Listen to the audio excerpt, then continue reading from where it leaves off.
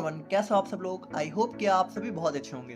तो आज की वीडियो में हम लोग यहाँ पे बात करेंगे अपने फार्मास्यूटिकल जूरिस्प्रूडेंस की यूनिट नंबर 5 के बारे में, जिसमें हम यहाँ पे यूनिट 5 को भी कंप्लीट कवर करेंगे। अब यूनिट 5 में हमारे टोटल यहाँ पे 5 चैप्टर्स आपको देखने को मिलेंगे और पांचों को हम यहाँ पे आज की सिंगल वीडियो में देखेंगे। सभी का टाइम स्टैम्प आपको वीडियो में देखने को मिल जाएगा। अब यहाँ पर भी देखिए, यूनिट 4 की तरह यूनिट 5 में भी जो ये नोट्स आप लोग को दिख रही है, ये आपको वेबसाइट पर मिल जाएगी। लेकिन जो वीडियो है, तो वीडियो जिस नोट से रिकॉर्ड हुई है वो थोड़ा सा मतलब हमने पहले ही प्रिपेयर करी थी, तो वहाँ पर हैंड राइटिंग थोड़ी सी इसके कंपेयर में उतनी अच्छी नहीं होगी। बट कंटेंट बिल्कुल सेम ही है, ठीक है। यही कंटेंट आपको वीडियो में भी देखने को मिलेगा, यही कंटेंट आपको वेबसाइट में भी देखने को मिलेगा। बस वेबसाइट पे जो नोट्स है उसकी हैंड राइटिंग थोड़ी सी बेटर मिलेगी वीडियो से, ठीक है। तो बाकी कोई प्रॉब्लम नहीं है। और बाकी आप लोग कॉपी और पेन लेके बैठ जाइए और हम लोग अपना आज का वीडियो स्टार्ट करते हैं।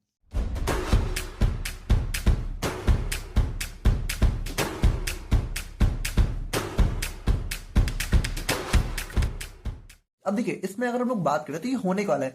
देखिए, लेजिस्लेशन का मतलब होता है थोड़ा सा यहाँ पे एक विधान, ठीक है, या फिर कह सकते हो एक कानून टाइप से। और फार्मास्यूटिकल का मतलब आप समझ रहे हो, फार्मेसी से रिलेटेड।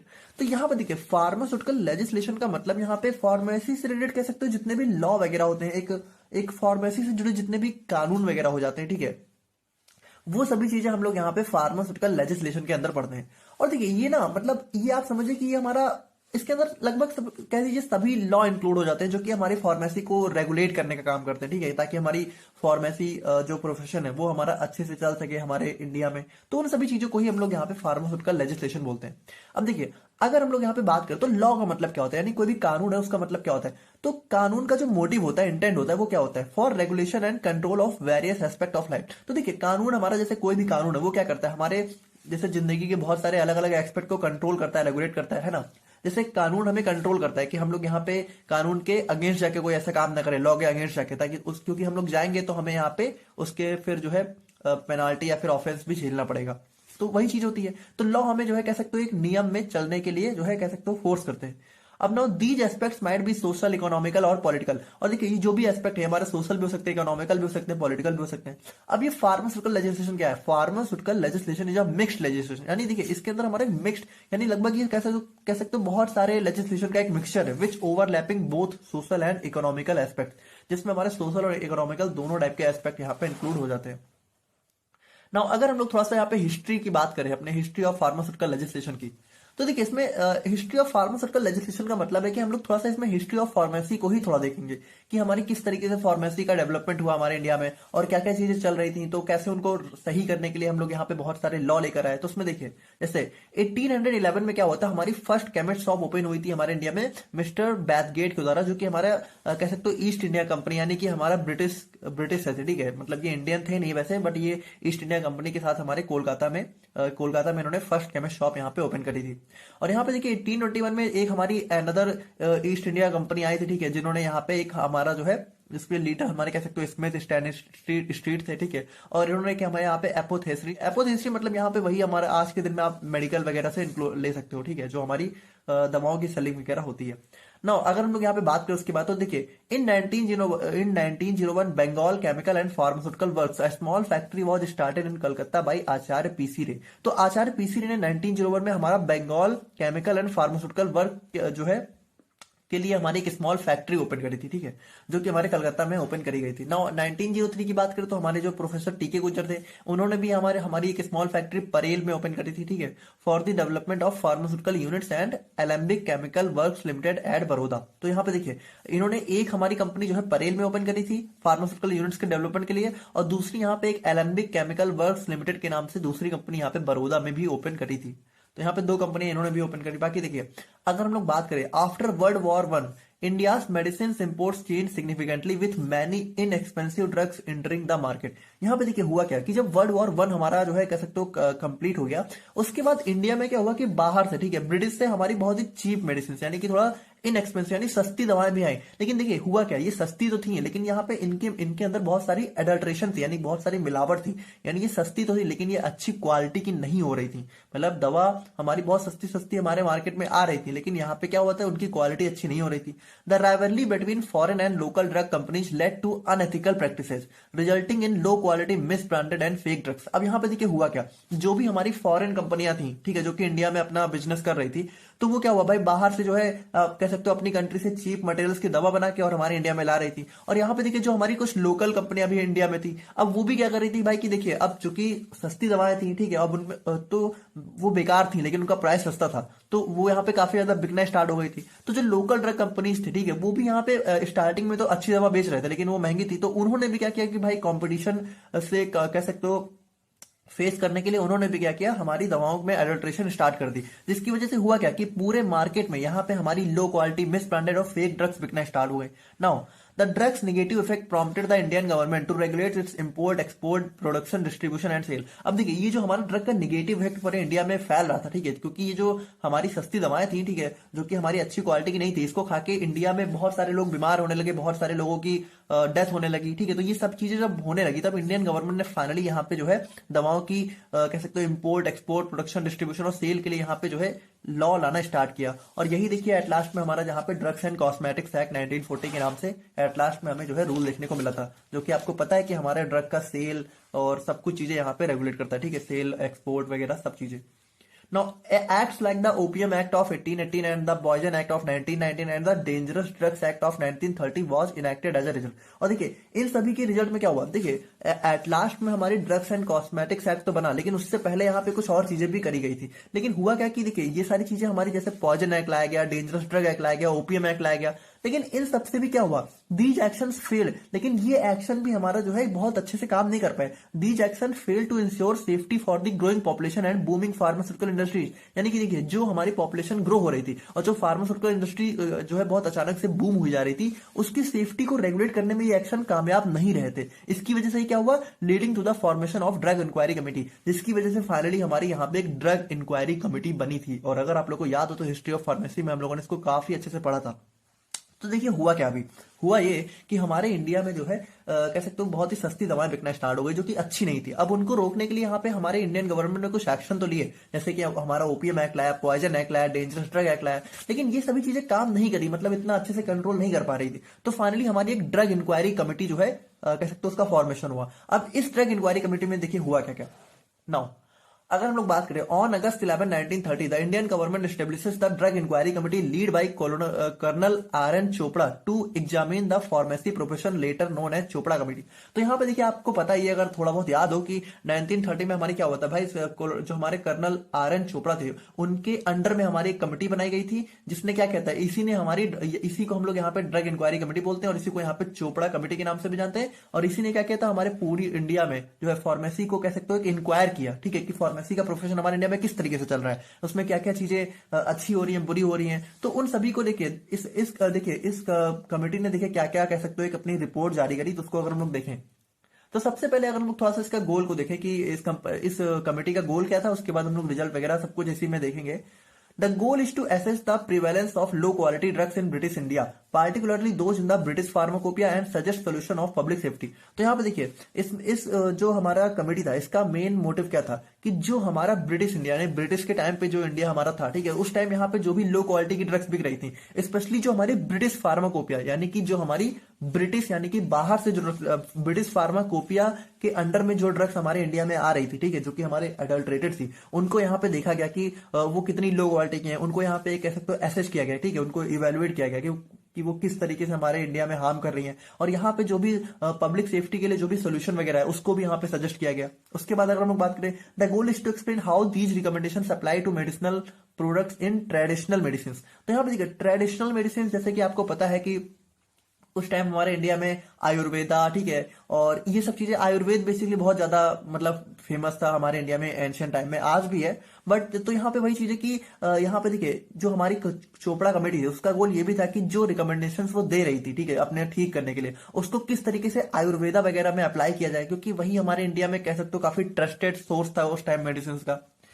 है ना। इंडिया में देखिए उस टाइम यहाँ पे एलोपैथ बहुत ज्यादा फेमस नहीं था, आयुर्वेद ही ज्यादा फेमस था। तो ट्रेडिशनल मेडिसिन का मतलब वही है कि हमारा आयुर्वेदा हो गया, यूनानी हो गया, ये सारी चीजें। ना अगर हम लोग यहाँ पे बात करें तो देखिए, evaluate the necessity of laws restricting the pharmacy profession to qualified individuals and propose enhancement based on the findings.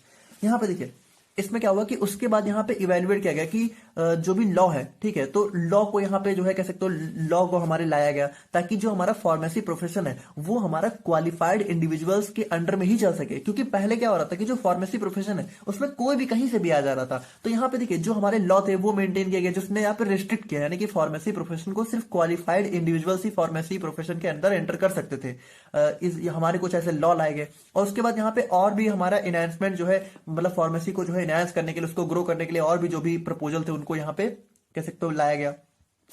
बाकी द चोपड़ा कमेटी इन्वेस्टिगेटेड की issues and made recommendations travelling across the country for better insight and publish its report इन 1931।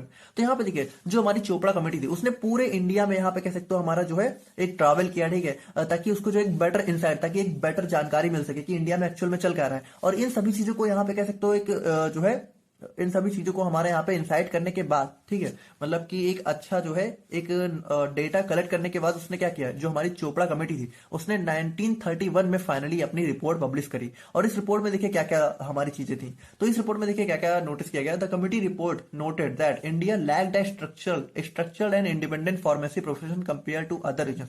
देखिए सबसे पहले इस report में ये notice किया गया कि जो हमारा फार्मेसी प्रोफेशन है, ठीक है, वो हमारा यहाँ पे एक स्ट्रक्चर और इंडिपेंडेंट वे में नहीं चल रहा है। अब अगर हम लोग यहाँ पे बाकी प्रोफेशन से कंपेयर करें तो हमारा फार्मेसी प्रोफेशन जो है काफी एक अनस्ट्रक्चर्ड वे में, मतलब किसी भी तरीके से चल रहा है, कोई भी हमारा फार्मेसी कर रहा है, ठीक है, कोई भी दवा दे रहा है ना। तो ये सारी चीजें हमारी नोटिस करी गई। बाकी देखिए the profession includes poorly defined compounders who handled drugs and poisons without fully understanding their effect. यानी कि देखिए इस प्रोफेशन में यहाँ पे दिखा गया कि हमारे जो कंपाउंडर्स वगैरह थे, ठीक है, वही हमारा पूरा ड्रग वगैरह हैंडल कर रहे थे और उनको यहाँ पे पूरी नॉलेज भी नहीं थी, ना उनको इनका इफेक्ट के बारे में पता था, उसके बावजूद वो लोग ड्रग हैंडल कर रहे हैं। The committee noted the minimal focus on basic qualifications. यानी कि कमिटी ने ये भी नोटिस किया कि हमारा जो बेसिक क्वालिफिकेशंस है उनमें यहाँ पे कुछ भी फोकस ही नहीं हो रहा, सिर्फ बहुत ही थोड़ा बहुत फोकस हो रहा है ना, except for the updated compounder course in Bengal and the chemist and druggist course in Madras from the late 1920। हालांकि यहाँ पे देखिए क्या देखा गया कि जो हमारी बेसिक क्वालिफिकेशंस है उनमें बहुत ही मिनिमल फोकस किया जा रहा है। बस यहाँ पे कह सकते हो 2-3 कोर्स ही यहाँ पे उस टाइम ज्यादा चल रहे थे। जैसे एक हमारा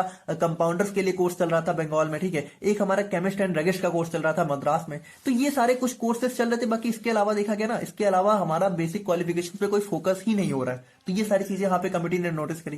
बाकी देखिए the simple skills of reading prescription in English was seen as enough to work in pharmacy. और यहाँ पे क्या देखा गया कि भाई अगर कोई बंदा है वो अगर इंग्लिश का प्रिस्क्रिप्शन यानी दवा का पर्चा अगर वो इंग्लिश में पढ़ रहा है तो बस देखा गया कि हाँ ठीक है इसको रख लो आप लोग, ये एक बहुत ही क्वालिफाइड है। जबकि आपको पता है ये तो आज के दिन में कोई भी कर सकता है। इसकी बेसिस पे आप किसी को फार्मेसी प्रोफेशन में एंटर करने थोड़ी दे सकते हो, है ना। तो वो सारी चीजें हमारी नोटिस करी गई।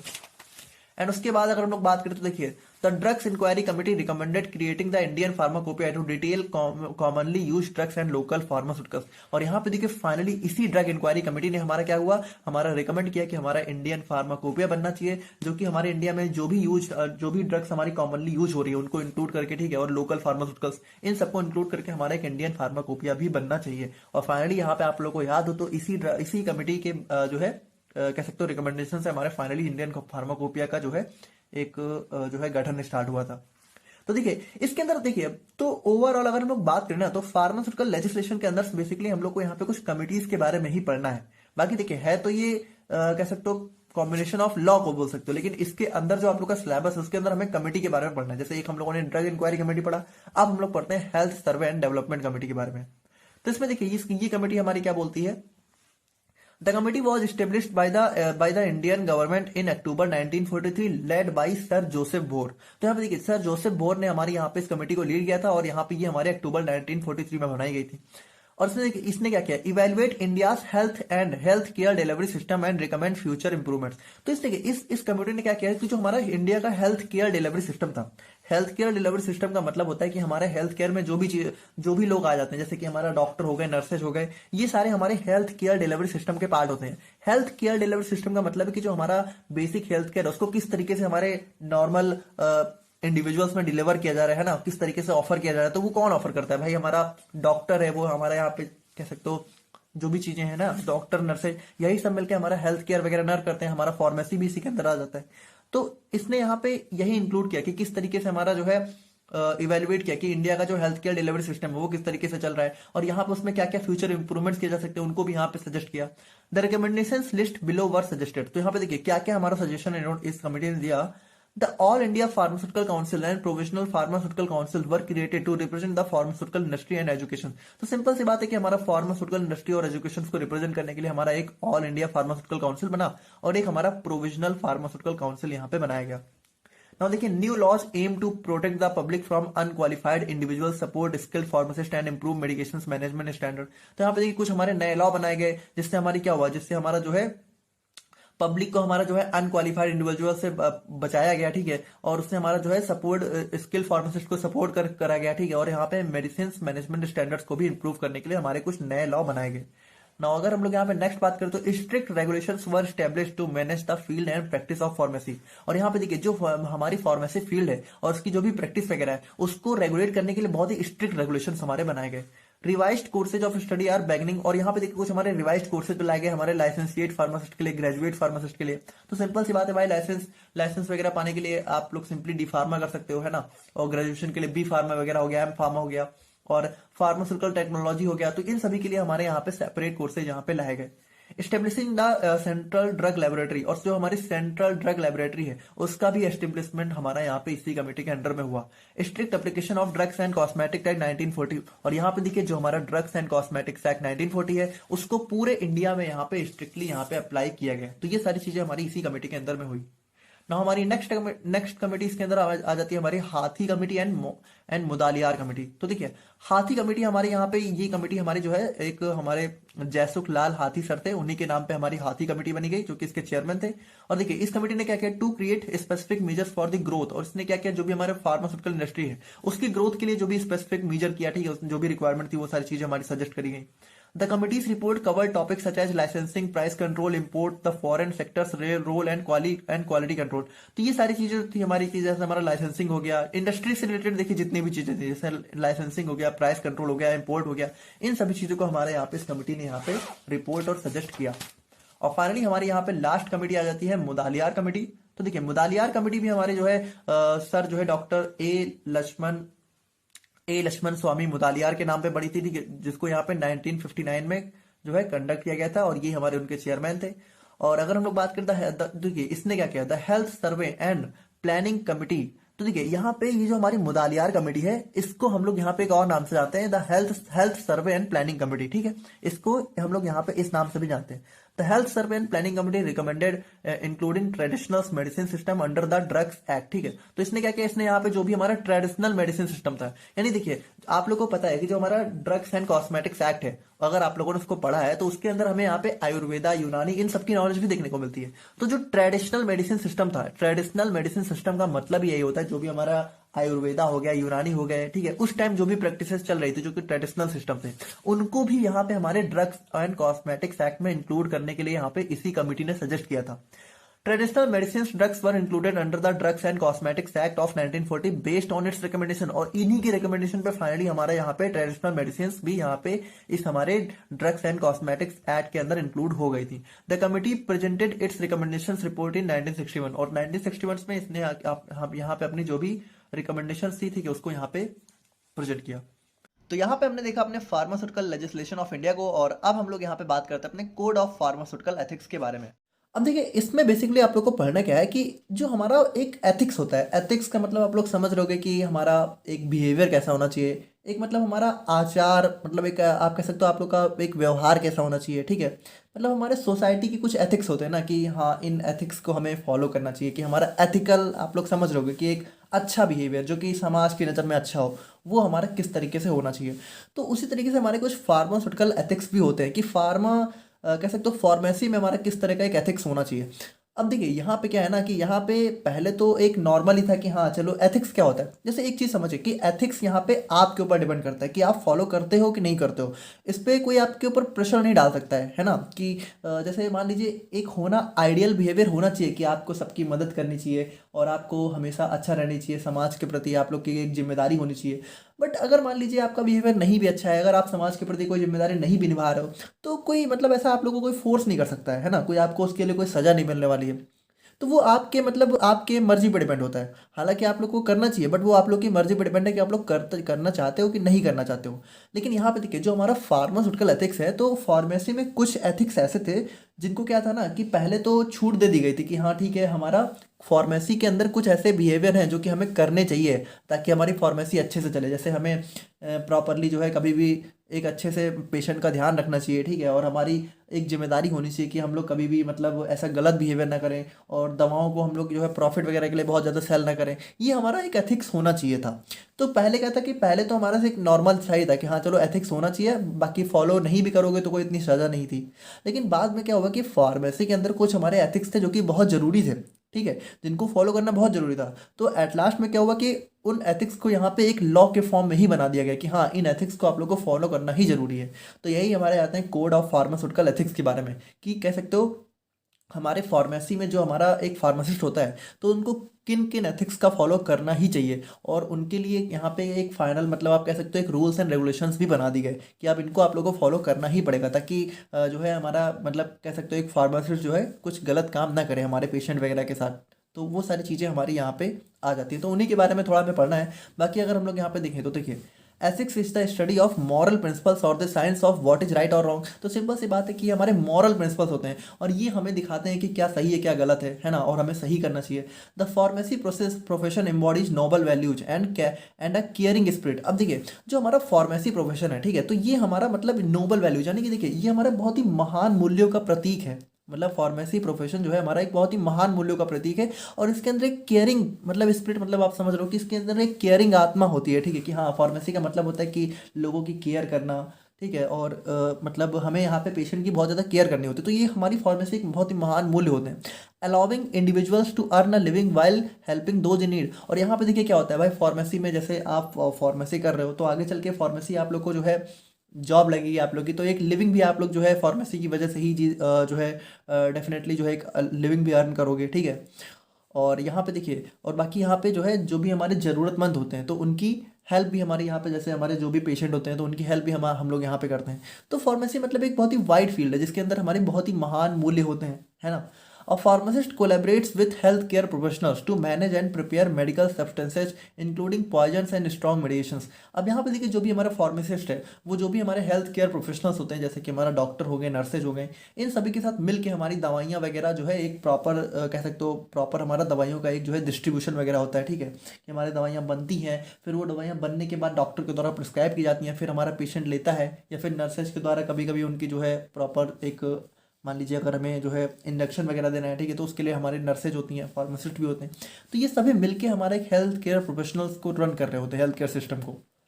तो यहाँ पे देखिए, तो बात वही है कि the pharmacist must prioritise the needs of their customers above all else. और यहाँ पे देखिए, जो भी फार्मासिस्ट है उसको यहाँ पे सबसे ऊपर अपने कस्टमर्स की नीड को रखना चाहिए। मतलब कुछ भी हो, सबसे ऊपर जो भी हमारा कस्टमर की मतलब जो भी हमारा पेशेंट है उसकी नीड सबसे ऊपर होना चाहिए एक फार्मासिस्ट की नज़र में।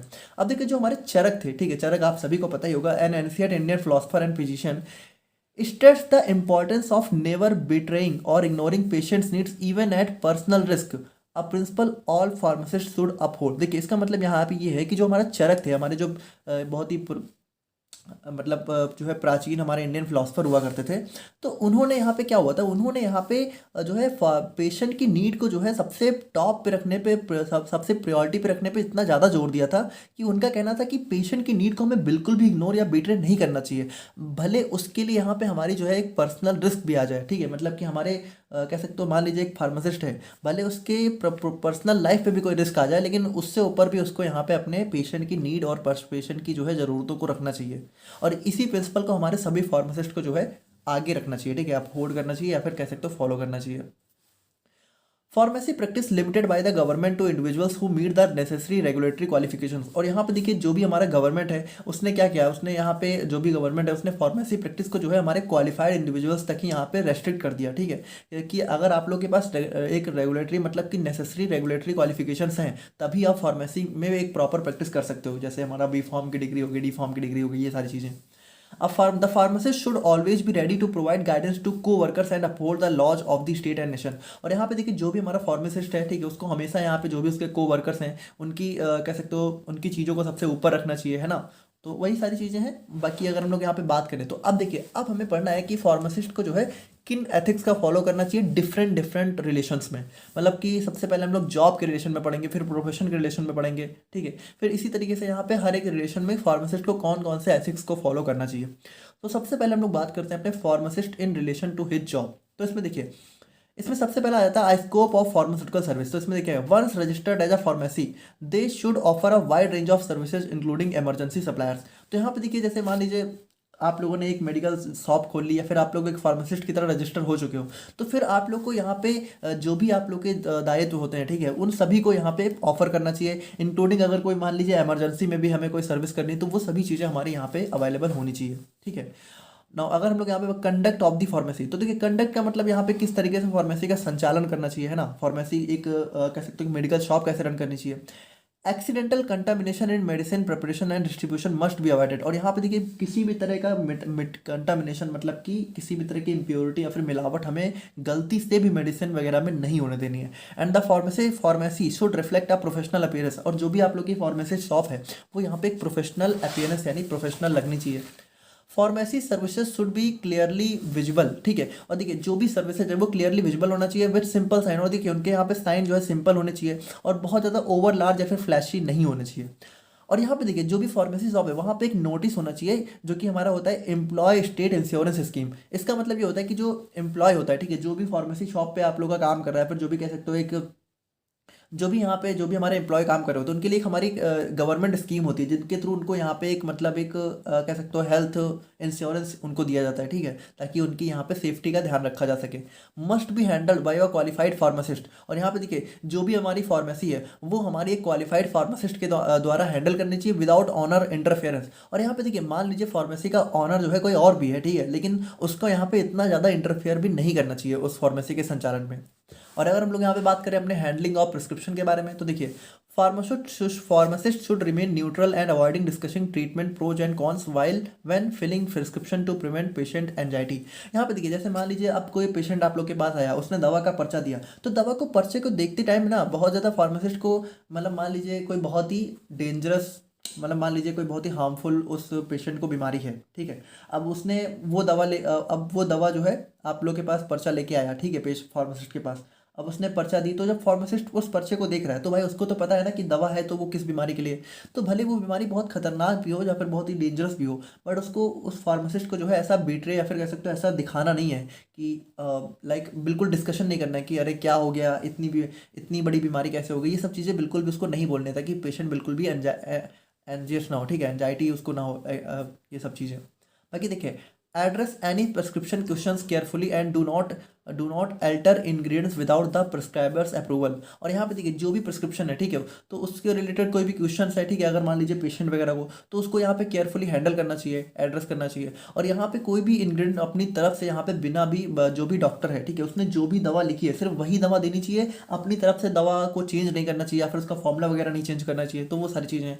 बाकी देखिए patient should contact their doctor for compatibility issues और ओवरडोज। और मान लीजिए अगर पेशेंट को कभी भी लगता है कि कोई भी किसी भी तरह के उसको कंपैटिबिलिटी इशू है या फिर उसको ओवरडोज वगैरह है, तो उसको तुरंत अपने डॉक्टर को कॉल करना चाहिए जी, ठीक है, जिस भी डॉक्टर को यहाँ पे जिस भी डॉक्टर से उसने यहाँ पे लिया हुआ है दवा, जिस भी डॉक्टर ने प्रिस्क्राइब किया है उस डॉक्टर को यहाँ पे तुरंत इमरजेंसी कांटेक्ट करना चाहिए। And follow directions when refilling prescriptions. और यहाँ पे देखिए रीफिलिंग प्रिस्क्रिप्शन का मतलब होता है कि मान लीजिए एक पर्चा है, अब एक पर्चे से एक बार आपके यहाँ से कोई दवा लेके जा चुका है, ठीक है, मान लीजिए 10 दिन की दवा थी, अब जब दोबारा वो लेने आ रहा है तो उस टाइम भी उसको यहाँ पे फार्मासिस्ट को बहुत ज़्यादा ध्यान से प्रिस्क्रिप्शन को रिफिल करना चाहिए। क्योंकि कुछ प्रिस्क्रिप्शन हमारे ऐसे होते हैं जो कि सिर्फ एक बार ही यूज़ करने के लिए होते हैं, ठीक है, उन पर आप दोबारा दवा नहीं दे सकते हो। तो वो सारी चीज़ें फार्मासिस्ट को ध्यान देनी चाहिए कि ये प्रिस्क्रिप्शन दोबारा यूज हो सकता है कि नहीं हो सकता है। तो वो सभी चीज़ें यहाँ पे फार्मासिस्ट को जो है देखनी चाहिए। और बाकी हम लोग बात करें हैंडलिंग ऑफ ड्रग्स के बारे में, तो देखिए accurately prepare prescription by precisely weighing and measuring each ingredient. अब देखिए यहाँ पे ये जो पार्ट है ना, तो इसको आप लोग समझिए, ये असल में क्या है ना कि जैसे पहले जो हमारी मेडिकल शॉप्स होती थी वहाँ पे दवाएं एकदम ऐसा नहीं आता था कि टैबलेट्स के फॉर्म में, मतलब एकदम देखिए आज के दिन में एकदम कॉम्पैक्ट डोजेज फॉर्म आती हैं, ठीक है, कि हमारी फिक्स डोजेज फॉर्म आती हैं कि हाँ हमें 10 दवा का पत्ता चाहिए तो हमें 10 दवा सिंपली मिल जाएंगी, ठीक है, 10 टैबलेट। लेकिन पहले क्या होता था कि पहले जैसे जो हमारी दवाएं थी वो कहीं कहीं पाउडर के फॉर्म में होती थी, तो वहाँ पे फार्मासिस्ट को मीजर करना होता था कि हाँ इतना इनके, तो ये चीज़ ना थोड़ा उस मतलब फॉर्मेट में लिखी हुई है, उस कॉन्टेक्स्ट में लिखी हुई है कि पहले के जो फार्मासिस्ट थे, तो जैसे मान लीजिए कोई दवा थी, अब उनको मीजर करना होता था, ठीक है, तो उनको प्रॉपरली वे और मीजर करना चाहिए इंग्रेडिएंट को। उसके बाद always use high quality drug, और जो भी हाई क्वालिटी ड्रग और मेडिसिन है उनको यूज करना चाहिए। फेक और लो क्वालिटी ड्रग्स को बिल्कुल भी नहीं यूज करना चाहिए। और यहाँ पे जो है जो भी एडिक्टिव या फिर हार्मफुल ड्रग्स हैं, ठीक है, उनको फार्मासिस्ट को बहुत ही केयरफुली मैनेज करना चाहिए, विच और यहाँ पे हर किसी को नहीं देना है, ठीक है, वो बहुत ही ज़्यादा ज़रूरत होने पर ही हमारे पेशेंट को प्रिस्क्राइब की जाती है। और उसके बाद बात करें अपने अप्रेंटिस फार्मासिस्ट के बारे में, तो देखिए जो भी फार्मासिस्ट यहाँ पे ट्रेनिंग वगैरह लेने आते हैं, ठीक है, तो उनमें देखिए a pharmacist must provide train with the resources needed to develop essential skills by the end of their training. तो यहाँ पे देखिए जो भी हमारा जैसे मान लीजिए कोई फार्मासिस्ट है वो ट्रेनिंग करने आ रहा है, तो उसको भाई प्रॉपर जो है सुविधा मतलब प्रोवाइड करनी चाहिए, उसको प्रॉपर उसकी स्किल डेवलपमेंट में हेल्प करनी चाहिए फार्मासिस्ट को, ठीक है, जो भी हमारा कह सकते हो ट्रेन फार्मासिस्ट है उसको हेल्प करनी चाहिए अप्रेंटिस वाले की। सर्टिफिकेट और credential should only be avoided when criteria are met and abilities demonstrated. और देखिए एक बात है कि जैसे कोई आप लोग के पास मान लीजिए ट्रेनिंग करने के लिए आ रहा है, कोई अप्रेंटिस फार्मासिस्ट है, तो उसको सर्टिफिकेट या फिर क्रेडेंशियल सब तभी देना चाहिए जब उसकी एबिलिटी यहाँ पे प्रूफ हो चुकी है, मतलब यहाँ पे उसने अपने आप को प्रूफ कर दिया हो, ठीक है, तभी यहाँ पे उसको जो है ये सब चीज़ें देनी चाहिए। वरना इन केस उसको ऐसी चीज़ें नहीं देनी चाहिए कि यहाँ पे बिना मान लीजिए वो इतना क्वालिफाइड भी नहीं है, ठीक है, इतना मतलब क्वालिफाइड तो होगा ही डेफिनेटली, बट यहाँ पे वो इतना स्किल नहीं है उसके पास, और मान लीजिए आप लोगों ने कोई सर्टिफिकेट वगैरह दे दिया तो वो चीज़ें आगे चल के हार्म कर सकती हैं। अब ना अगर हम लोग बात करें pharmacist in relation to his trade के बारे में, यानी कि अगर फार्मासिस्ट अपने व्यापार में किस तरीके से उसको जो है एक क्या एथिक्स होने चाहिए, तो सबसे पहला आ जाता है हमारे यहाँ पे प्राइस स्ट्रक्चर। तो देखिए customer prices should be reasonable and pharmacist should be Fairlie compensated for their knowledge skills and responsibilities. तो यहाँ पे देखिए जो भी हमारा भाई प्राइस है दवा का, वो पहली बात रीजनेबल होना चाहिए, और जो भी फार्मासिस्ट हमारी यहाँ पे जैसे बड़ी बड़ी इंडस्ट्री या फिर फैक्ट्री में काम कर रहे होते हैं, तो भाई उनको भी यहाँ पे फेयरली कंपेंसेटेड, मतलब कि उनको भी फेयरली मतलब उनका जो है उनको भी एक फेयर फेयर चार्ज देना चाहिए, ठीक है, उनको एक उनका एक फेयर सैलरी होना चाहिए कि वो जितनी मेहनत कर रहे हैं, ठीक है, उनकी जितनी स्किल है उस हिसाब से उनको एक प्रॉपर पे करना चाहिए हमारे इंडस्ट्री के ऑनर वगैरह को। और अगर हम लोग बात करें अपने फेयर ट्रेड प्राइस की, तो देखिए pharmacist should avoid fierce competition by not offering prizes और गिफ्ट टू डॉक्टर्स। देखिए फियर्स कंपटीशन का मतलब कि बहुत ही ज़्यादा मतलब एक कह सकते हो भयानक, मतलब कि फियर्स कंपटीशन का मतलब यह आप ऐसे समझिए कि जैसे कुछ लोगों में जो है बहुत बुरा कंपटीशन हो रहा है, ठीक है, लड़ाई झगड़ा वाला कंपटीशन हो रहा है कि हाँ लड़े जा रहे हैं, ठीक है, तो वो सारी चीज़ें नहीं होनी चाहिए। जैसे भाई आज के दिन में ऐसा तो है नहीं फार्मेसी में एक कोई एक कंपनी, बहुत सारी कंपनी है, तो अब मान लीजिए एक कंपनी है, अब उसको ग्रो करना है, तो वो क्या कर रही है कि वो डॉक्टर को कुछ एक्स्ट्रा ऑफर दे रही है, तो ये सब चीज़ें भी फार्मासिस्ट को बिल्कुल भी नहीं करनी चाहिए, ठीक है, और नहीं करनी है। Now, do not fill prescription from other pharmacies. Direct customers to the correct location. Avoid replicating labels or trademarks. देखिए यहाँ पे क्या मतलब है कि मान लीजिए कोई डॉक्टर है, ठीक है, अब या फिर मान लीजिए कोई दवा का पर्चा है जो कि एक स्पेशल फार्मेसी के लिए प्रिस्क्राइब किया गया है, ठीक है, तो ऐसा नहीं होना चाहिए कि मान लीजिए गलती से जो पेशेंट है, ठीक है, वो अगर मान लीजिए एक पर्चा है वो किसी दूसरी फार्मेसी के लिए प्रिस्क्राइब किया गया, लेकिन वो गलती से पेशेंट आपकी फार्मेसी पे आ गया है, तो आपको ऐसा नहीं करना है कि आपको आ गया है तो आपको अपनी से ही दवा दे देनी है। अगर आपको पता है कि ये पर्चा किसी दूसरे फार्मेसी के लिए ही बना हुआ है, तो आप लोग को यहाँ पे उसको डायरेक्ट यानी कि एक करेक्ट डायरेक्शन दिखाना चाहिए कस्टमर को, ठीक है, और यहाँ पे प्रॉपर जगह पे उसको भेजना चाहिए, ठीक है, जहाँ का पर्चा है। और यहाँ पे किसी भी कह सकते हो लेबल्स या फिर ट्रेडमार्क को रेप्लिकेट नहीं करना चाहिए, ठीक है, मतलब इसकी कॉपी वगैरह नहीं बनानी चाहिए या फिर आप लोगों को उसकी कॉपी नहीं करनी है। और उसके बाद हम लोग बात करें परचेस ऑफ ड्रग्स के बारे में, तो देखिए always purchase from a trusted sources and pharmacist should avoid supporting fake और अल्टर्ड मेडिकेशंस। तो सिंपल सी बात है कि भाई ट्रस्टेड सोर्स से हमें बाई करना चाहिए, और फेक या फिर अल्टर्ड मेडिकेशंस को अवॉइड करना चाहिए, है ना। और हॉकिंग ऑफ ड्रग्स, देखिए हॉकिंग का मतलब यहाँ पे जैसे नशीली दवाओं की तस्करी हो गया, ठीक है, इलीगल सप्लाई, तो वो सब चीज़ें भाई बिल्कुल भी फार्मासिस्ट को नहीं करनी है। अवॉइड इनकरेजिंग और requesting orders, do not promote self service to prevent self medication. और यहाँ पे देखिए सेल्फ सर्विस बिल्कुल भी प्रमोट नहीं करनी है। सेल्फ सर्विस का मतलब होता है जैसे सेल्फ सर्विस का मतलब होता है जैसे आप लोग मॉल वगैरह में जाते हो, वहाँ पे क्या होता है आप लोग खुद से सामान को अपने हाथों से रखते हो, और फाइनली एक काउंटर होता है वहाँ पे आप लोग बिल कटाते हो, ठीक है, और वहीं पे जैसे कुछ दुकानें होती है वहाँ पे आप लोग जाते हो तो आप लोग को जो है शॉपकीपर दिखाता है सामान, और सेल्फ सर्विस में क्या होता है आप लोग खुद से लेते हो। तो भाई दवाओं में सेल्फ सर्विस बिल्कुल भी अलाउ नहीं होनी चाहिए, है ना। मेडिसिन में ऐसा बिल्कुल नहीं होना चाहिए कि आप लोग गए मेडिसिन खुद से उठा के रख रहे हो, वो फार्मासिस्ट को अपनी निगरानी में ही देनी है, ठीक है, तो वो चीज़ बहुत ज़रूरी हो जाती है। और बात करें अगर हम लोग यहाँ पे एडवर्टाइजमेंट ऑफ ड्रग्स के बारे में, तो देखिए the pharmacist must not use promotional materials to sell inappropriate में। और यहाँ पे देखिए फार्मासिस्ट को बिल्कुल भी दवाओं का प्रमोशन वगैरह नहीं करना है। हम लोगों ने अपने एडवर्टाइजमेंट वाले सेक्शन में भी देखा था कि एडवर्टाइजमेंट हमारा दवाओं का लगभग यहाँ पे बैन है। लैंग्वेज डिजाइन और image that negatively portray their other pharmacist. यहाँ पे देखिए फार्मासिस्ट को सबसे पहली बात ऐसी लैंग्वेज, ऐसी डिजाइन या फिर ऐसी इमेज को बिल्कुल भी नहीं यूज करना है जो कि अदर फार्मेसी को निगेटिवली दिखाएं, है ना, अदर फार्मेसी की एक बुरी इमेज दिखाएं। Negative mention of other suppliers products solutions और ट्रीटमेंट्स। यहाँ पे किसी भी जो हमारे अदर सप्लायर्स हैं उनका प्रोडक्ट हो गया, उनका सोल्यूशन हो गया, उनका ट्रीटमेंट हो गया, उनको निगेटिवली मेंशन करना, ठीक है, कि उसके बारे में बुरा भला बोलना, वो सारी चीज़ें भी बिल्कुल भी नहीं करनी है। फॉल्स और ओवर स्टेटेड क्लेम्स, ठीक है, मान लीजिए कोई दवा है तो उसको लेके यहाँ पे झूठा क्लेम किया जा रहा है कि हाँ ये हमारा बिल्कुल भी इस दवा पे काम कर जाएगी। The term cure for illness और symptoms assurance of treatment effectiveness. तो यहाँ पे देखिए किसी भी इलनेस या फिर सिम्टम के लिए जो क्योर टर्म है, ठीक है, इसको फार्मासिस्ट को यूज नहीं करना होता। देखिए इसको थोड़ा समझिएगा कि मान लीजिए कोई बीमारी है तो उसके लिए बिल्कुल कोई दवा देके आप लोग एकदम श्योरली नहीं बोल सकते हो कि हाँ ये क्योर हो ही जाएगी। जैसे एश्योरेंस ऑफ ट्रीटमेंट इफेक्टिवनेस, यानी कि जो ट्रीटमेंट की इफेक्टिवनेस है वो उसको आप लोग बहुत एश्योर नहीं करके बोल सकते हो कि हाँ ये बिल्कुल 100% ट्रीटमेंट इफेक्टिव होगा ही होगा। क्योंकि देखिए कई बार पेशेंट की बॉडी पे बहुत सारी चीज़ें डिपेंड करती हैं, ठीक है, एक ट्रीटमेंट हो सकता है 90% पेशेंट पे काम करे पर हो सकता है 10% में फेल हो जाए। तो किसी भी चीज़ का एश्योरेंस आप लोग को फार्मेसी में नहीं लेना है। यूज ऑफ फियर टैक्टिक्स, यानी कि देखिए जैसे किसी चीज़ के लिए डरा धमका के, ठीक है, कि ये दवा नहीं लोगे तो आपको ये हो जाएगा, तो ये सारी चीज़ें बिल्कुल नहीं करनी है। मनी बैक गारंटी, ठीक है, मतलब कि मनी बैक गारंटी देके भी दवा नहीं बेचनी है, ठीक है, कि ये दवा ले लीजिए अगर नहीं पसंद आए तो मनी बैक हो जाएगा, अच्छी चीज़ है, लेकिन इसको नहीं करनी है फार्मासिस्ट को। एंड कॉन्टेस्ट या फिर किसी भी तरह के कॉन्टेस्ट या फिर रिवॉर्ड को भी बिल्कुल भी ऑर्गेनाइज या फिर देना नहीं है। मेंशनिंग हेल्थ केयर प्रोवाइडर्स और फैसिलिटीज, ठीक है, यहाँ पे देखिए जो भी हेल्थ केयर प्रोवाइडर्स हैं, ठीक है, मतलब कि मान लीजिए कोई हमारा डॉक्टर है, बहुत ही फेमस डॉक्टर है, तो उसको यहाँ पे मेंशन करके दवा बेचना या फिर जो है टाइटल्स या फिर डॉक्टर का टाइटल यूज करना, ठीक है, नर्स वगैरह को। Discussing unapproved treatment for sexual health, और देखिए सेक्सुअल हेल्थ एजिंग हो गया, ठीक है, और वायरलिटी हो गया, तो जो भी मेन सेक्सुअल प्रॉब्लम्स होती हैं और या फिर जो भी सेक्सुअल प्रॉब्लम्स होती हैं उनके लिए जो भी ट्रीटमेंट होते हैं तो उनको भी बिल्कुल भी सजेस्ट नहीं करना है। ये सभी चीज़ें हमारे फार्मासिस्ट को बिल्कुल भी एडवर्टाइज नहीं करनी होती है ना। अगर हम लोग यहाँ पे बात करें फार्मासिस्ट इन रिलेशन टू इस मेडिकल प्रोफेशन के बारे में, तो यहाँ पे भी देखिए कुछ चीज़ें हमारी देखने को मिलती हैं। जैसे सबसे पहला आता है लिमिटेशन ऑफ प्रोफेशनल एक्टिविटी।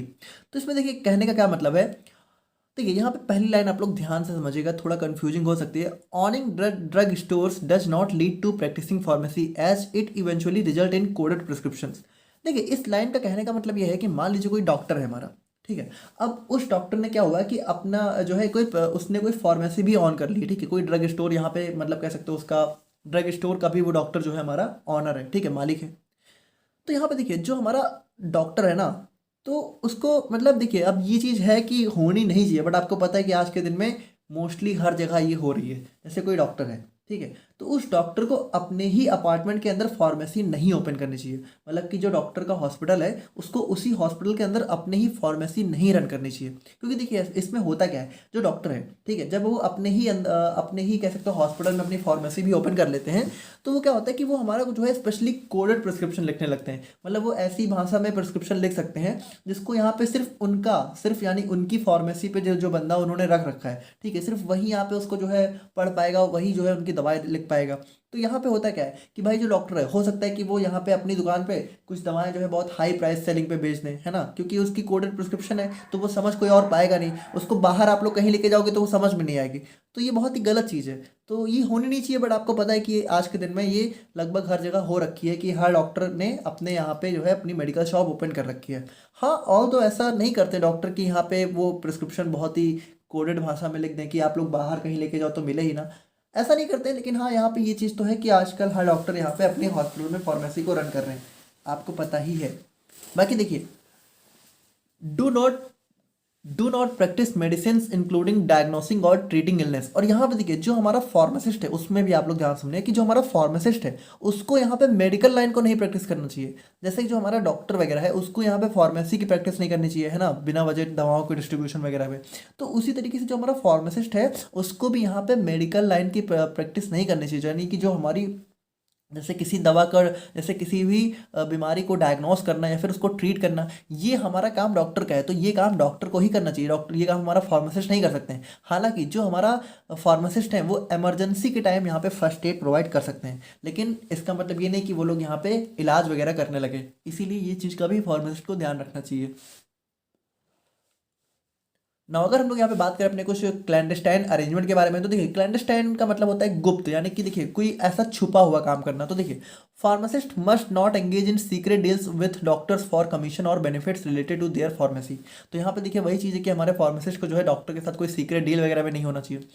और यहाँ पे थर्ड आ जाता है लाइसन विद पब्लिक। लाइसन का मतलब होता है कि जनता के साथ एक संपर्क बनाना, ठीक है, जनता के लिए अवेलेबल होना। तो इसमें देखिए a pharmacist connects health care professional to the end the public. अब यहाँ पे देखिए जो फार्मासिस्ट है वो क्या करता है भाई, एक लिंक की तरह काम करता है हमारे पब्लिक और हेल्थ केयर प्रोफेशनल के बीच में। Staying inform through regular readings and contributing to nation building activities. तो इसके लिए देखिए क्या होना चाहिए भाई, कि जो हमारा फार्मासिस्ट है, ठीक है, उसको यहाँ पे भाई कंटिन्यू यहाँ पे जो है इन्फॉर्म, मतलब कि उसको यहाँ पे प्रॉपर इन्फॉर्मेशन रखनी चाहिए हर एक चीज़ की, कि हमारे देश में क्या चल रहा है, हमारे मेडिकल लाइन में क्या चल रहा है, ठीक है। उसके लिए उसको प्रॉपर हमेशा यहाँ पे पढ़ते रहना चाहिए, और जो भी नेशन बिल्डिंग एक्टिविटीज़ है उनमें यहाँ पे उसको यहाँ पे कंट्रीब्यूट करना चाहिए फार्मासिस्ट को। Promote learning and contribute to education while keeping information private and maintaining the trust of supporter. और यहाँ पे देखिए जो हमारा फार्मासिस्ट है उसको यहाँ पे अपने लर्निंग को, ठीक है, अपने एजुकेशन को यहाँ पे कंटिन्यू यहाँ पे प्रमोट करना चाहिए, ठीक है, उसमें कंट्रीब्यूशन करना चाहिए। लेकिन यहाँ पे देखिए जो भी नेसेसरी इन्फॉर्मेशन है जिसको हाइड रखनी है उसको यहाँ पे हाइड भी रखनी चाहिए, ठीक है। तो वो चीज़ें हमारे फार्मासिस्ट को यहाँ पे साथ साथ में ध्यान रखनी है। और अगर हम लोग यहाँ पे बात करें अपने pharmacist in relation to his profession के बारे में, तो इसमें देखिए क्या है कि जैसे हमारा प्रोफेशनल विजिलेंस की बात करें, देखिए प्रोफेशनल विजिलेंस की बात करें, मतलब विजिलेंस मतलब होता है कि एक सतर्कता, मतलब कि फार्मासिस्ट को किस तरीके से, मतलब एक सतर्क रहना चाहिए, ठीक है, कितना अवेयर रहना चाहिए। तो देखिए he should follow the law, avoid harmful actions and comply with regulations and report wrongdoers, ठीक है। तो यहाँ पे देखिए वही चीज़ है कि जो गलत करे उनको रिपोर्ट करना, ठीक है, रेगुलेशंस के साथ यहाँ पे कंप्लाई करना, ठीक है, मतलब कि एग्री करना, और यहाँ पे हार्मफुल एक्शंस को अवॉइड करना। तो ये सभी चीज़ें फार्मासिस्ट को बिल्कुल ध्यान रखनी चाहिए। और pharmacist should support a colleagues genuine scientific और technical needs to maintain their reputation. और देखिए जो भी कलीग हैं उनके, यानी कि जो भी साथ में काम करने वाले हैं, उनकी उनकी जो भी ज़रूरतें हैं उनको भी सपोर्ट करना चाहिए, ठीक है। तो ये सारी चीज़ें होनी चाहिए। और बाकी बात करें तो लॉ अबाइडिंग सिटीजन, तो यहाँ पे देखिए लॉ अबाइडिंग का मतलब होता है कि लॉ को बहुत ही स्ट्रिक्टली फॉलो करने वाला। तो देखिए जो फार्मासिस्ट है भाई उसको यहाँ पे जो भी लॉ एंड रेगुलेशंस है बहुत स्ट्रिक्टली उनको फॉलो करना चाहिए। जैसे देखिए those working in pharmacy must understand the laws related foods drugs health and sanitation. यहाँ पे देखिए जो भी लॉ है उनको सबसे पहली बात तो समझना चाहिए। और देखिए a pharmacist is a complete individual and their life can not be separated into different parts. देखिए इस लाइन का मतलब ये है कि जैसे भाई आपको पता है कोई भी बंदा काम कर रहा है तो उसकी एक प्रोफेशनल लाइफ होती है, एक हमारी पर्सनल लाइफ होती है। तो लोग क्या करते हैं कि पर्सनल प्रोफेशनल लाइफ को अलग अलग रखते हैं, है ना, पर्सनल लाइफ में पर्सनल टाइम, प्रोफेशनल लाइफ में प्रोफेशनल टाइम। लेकिन फार्मासिस्ट और डॉक्टर के केस में थोड़ी सी ये चीज़ अलग होती है, क्योंकि आपको पता है कि एक डॉक्टर या फिर एक फार्मासिस्ट की नीड किसी को कभी भी पड़ सकती है। तो एक फार्मासिस्ट को सिर्फ अपनी पर्सनल लाइफ के लिए हमेशा यहाँ पे, मतलब ऐसा नहीं करना चाहिए कि मान लीजिए आप अपने घर पे हैं, ठीक है, और मान लीजिए आपको एक पेशेंट को आपकी बहुत ज़्यादा ज़रूरत पड़ रही है किसी टाइम पे, तो फिर आप लोग को वहाँ पे अपनी फार्मासिस्ट का रोल अदा करना होगा। ऐसा नहीं है कि आप बिल्कुल, आप अगर घर पे हो तो आप अलग हो, आप और आप सिर्फ फार्मेसी सिर्फ जो है अपने प्रोफेशन के टाइम पे हो, ऐसा नहीं होता है। एक फार्मासिस्ट हमेशा फार्मासिस्ट होता है, ठीक है, भले वो घर पे हो भले वो अपने काम पे हो। तो वही चीज़ है कि उसकी लाइफ को हम लोग यहाँ पे प्रोफेशनल और पर्सनल अलग अलग पार्ट्स में सेपरेट नहीं कर सकते हैं। और अगर हम लोग यहाँ पे बात करें रिलेशन विद प्रोफेशनल ऑर्गेनाइजेशन के बारे में, तो देखिए जिस भी ऑर्गेनाइजेशन में हमारा फार्मासिस्ट काम कर रहा है, ठीक है, तो उसमें जो भी उस ऑर्गेनाइजेशन के गोल्स हैं उनको यहाँ पे सपोर्ट करना चाहिए। और यहाँ पे जिससे हमारा जो है फार्मासिस्ट है उनका कल्चरल जो है कह सकते हो एक एथिकल और साइंटिफिक यहाँ पे ग्रो हो सके। और बात करें हम लोग यहाँ पे डिकोरम एंड प्रॉपर्टी के बारे में, तो देखिए डिकोरम एंड प्रॉपर्टी का मतलब होता है कि एक नैतिक आचार, ठीक है, मतलब एक अच्छा आचरण, ठीक है, एक सभ्य आचरण। तो वो कैसा होना चाहिए। अ pharmacist must avoid actions that undermine the profession standard और रेपुटेशन। तो यहाँ पे देखिए वही चीज़ है कि हमारे फार्मासिस्ट को जो है कि कोई भी ऐसी काम नहीं करनी जिससे उसके स्टैंडर्ड या फिर रेपुटेशन पे जो है आँच आए, है ना। तो उसको हमेशा जो है एक सभ्य आचरण बनाए रखना है। और फाइनली हम लोग यहाँ पे बात करें अपने फार्मासिस्ट ओथ के बारे में, तो देखिए एक फार्मासिस्ट की क्या ओथ होती है। तो यहाँ पे देखिए इसको आप लोग को बिल्कुल रटना है line by line. I pledge to adhere to the Pharmacy Council of India's Code of Ethics and be an integral part of the healthcare team।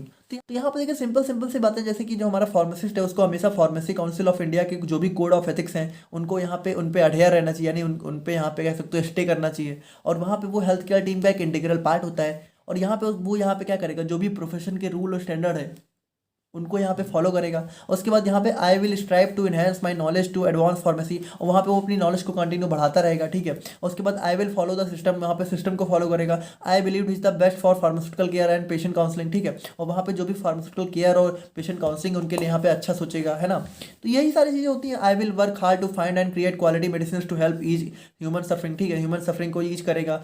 I will keep patient information private, फिर patient की जो भी information उनको private रखना है, ठीक है। Only share, और यहाँ पे ये तभी शेयर करनी है जब यहाँ पे लॉ के द्वारा रिक्वायर्ड हो। I will work with organisation that aim to improve, और यहाँ पे जिन भी ऑर्गेनाइजेशन यहाँ पे फार्मेसी को इम्प्रूव करने वाले उनके साथ काम करेंगे, ठीक है। I place to uphold this hold, यहाँ पे देखिए जो भी मतलब कि यहाँ पे इस होल्ड के साथ इस जो भी हमारी यहाँ पे प्लेज है इसके साथ मैं खड़ा रहूंगा, ठीक है। और यहाँ पे इसको मैं फॉलो करूंगा। If I fail may I face the consequences, और यहाँ पे अगर इन सभी चीज़ों में फेल हो रहा हूँ तो मैं जो भी कॉन्सिक्वेंसेज है उनको फेस करने के लिए भी तैयार हूँ। तो यही हमारी फार्मासिस्ट की ओथ होती है। तो यहाँ पे देखा हमने कोड ऑफ फार्मास्यूटिकल एथिक्स को, और अब हम लोग यहाँ पे बात करते हैं medical termination of pregnancy act के बारे में। इस एक्ट में बेसिकली हम लोग को ये पढ़ना है कि जो हमारा जैसे कोई लेडी है वो अगर यहाँ पे प्रेग्नेंट वगैरह हो जाती है, ठीक है, तो मतलब मान लीजिए अगर अनवांटेड प्रेगनेंसी है तो यहाँ पे उसकी प्रेगनेंसी को ऐड करने के लिए यहाँ पे अबॉर्शन करना होता है। तो उस अबॉर्शन से रिलेटेड जो भी रूल्स एंड रेगुलेशंस हैं उसी को हम लोग को बेसिकली यहाँ पे पढ़ना है। तो देखिए अगर हम लोग यहाँ पे बात करें ना, तो देखिए इंडिया में ना पहले अबॉर्शन यहाँ पे लीगल था ही नहीं, लेकिन यहाँ पे 1971 में फाइनली हमारा medical termination of pregnancy act लाया गया, जिसके थ्रू यहाँ पे अबॉर्शन को यहाँ पे लीगल करार दे दिया गया। जिसके बाद यहाँ पे लीगली यहाँ पे कोई भी कोई भी यहाँ पे जो लेडी है जो कि 18 ईयर से ऊपर है या फिर 18 ईयर से नीचे भी है तो गार्जियन के कंसर्न के साथ यहाँ पे अबॉर्शन करवा सकती है। अब उसके लिए लेकिन कुछ रूल्स एंड रेगुलेशंस होते हैं, तो वो हम लोग अभी यहाँ पे देखेंगे along with the 1975 rules and regulations. और यहाँ पे देखिए जो एक्ट है वो हमारा 1971 में इंट्रोड्यूस किया गया, उसके जो रूल्स एंड रेगुलेशंस थे वो हमारे 1975 में आए थे। नाउ देखिए it outlines the rules that licensed medical professionals must follow to perform pregnancy termination. अब इसके अंदर देखिए जो भी रूल्स एंड रेगुलेशंस हैं वो हमारा कह सकते हैं जो भी हमारे मेडिकल प्रोफेशनल्स होते हैं उनको यहाँ पे ध्यान में रखना होता है अबॉर्शन करते वक्त, ठीक है, फिर प्रेगनेंसी को टर्मिनेट करते वक्त, दोनों का मतलब सेम ही है। देखिए यहाँ पे सिंपल सी बात है कि कोई लेडी अगर आप लोग के पास यहाँ पे अपना प्रेगनेंसी एंड कराने या फिर अबॉर्शन कराने आ रही है, तो जो मेडिकल प्रोफेशनल होते हैं यानी कि जो डॉक्टर्स होते हैं उनको यहाँ पे कुछ चीजों का ध्यान रखना होता है। तो उन्हीं सब चीजों के बारे में हमें यहाँ पे पढ़ना है। और जिसके अंदर जितने भी रूल्स एंड रेगुलेशंस हैं वो इंडिया में पूरी जगह अप्लाई होते हैं, जम्मू एंड कश्मीर को छोड़कर। ना अगर हम लोग यहाँ पे कुछ डेफिनेशंस की बात करें तो सबसे पहला आता है रजिस्टर्ड मेडिकल प्रैक्टिशनर। तो देखिए रजिस्टर्ड मेडिकल प्रैक्टिशनर मतलब सिंपली हमारे डॉक्टर, ठीक है। तो डॉक्टर आप लोग को पता ही है जो कि हमारे स्टेट मेडिकल रजिस्टर में लिस्ट होते हैं। और यहाँ पे देखिए अगर हम लोग स्पेसिफिकली इस एक्ट के टर्म में बात करें तो यहाँ पे जो भी डॉक्टर है हमारा वो हमारा गायनेकोलॉजी यानी कि जो फीमेल रिप्रोडक्टिव सिस्टम है, ठीक है, तो फीमेल रिप्रोडक्टिव सिस्टम का एक्सपर्ट होना चाहिए। और ऑब्स्टेट्रिक्स, ठीक है, मतलब कि उसकी ट्रेनिंग होनी चाहिए गायनेकोलॉजी में। और ऑब्स्टेट्रिक्स का मतलब होता है कि हमारा कह सकते हो प्रेगनेंसी रिलेटेड जो डिपार्टमेंट होता है उनसे डील करने वाला जो भी एक नॉलेज वगैरह होती है, तो उन सभी में हमारा एक एक्सपीरियंस और ट्रेनिंग होनी चाहिए as per the Indian Medical Council Act. और हॉस्पिटल की बात करें तो हॉस्पिटल हमारा जो है एक प्लेस होता है जो कि हमारा सेंट्रल गवर्नमेंट जो है या फिर सेंट्रल गवर्नमेंट हमारे यहाँ पे मतलब कह सकते हो रूल अपॉइंट करती है ना, ऑपरेट करती है। अब देखिए यहाँ पे एक टर्म है ल्यूनियट, ठीक है, ल्यूनेटिक। तो ल्यूनेटिक का मतलब यहाँ पे क्या होता है, तो देखिए ल्यूनेटिक यहाँ पे मतलब ऐसी मान लीजिए कोई लेडी है, ठीक है, जो कि मेंटली थोड़ा सा मतलब उसकी मेंटल कंडीशन सही नहीं है, मेंटली थोड़ा सा इल है या फिर डेंजरस हो सकती है। और यहाँ पे मान लीजिए उसको यहाँ पे अपना प्रेगनेंसी का अबॉर्शन करवाना है, तो उस लेडी को यहाँ पे ल्यूनेटिक यहाँ पे जो है सजेस्ट किया जाता है, मतलब ल्यूनेटिक बोला जाता है। तो ल्यूनेटिक हमारा एक पर्सन होता है। पर्सन बेसिकली यहाँ पे हमारी लेडी ही होती है जो कि प्रेग्नेंट होती है, जो कि मेंटली इल होती है, हु मे बी डेंजरस सिली, जो कि सिली हो सकती है, अनप्रेडिक्टेबल हरकतें कर सकती है, ठीक है। तो ये सारी चीजें हमारी हो जाती हैं।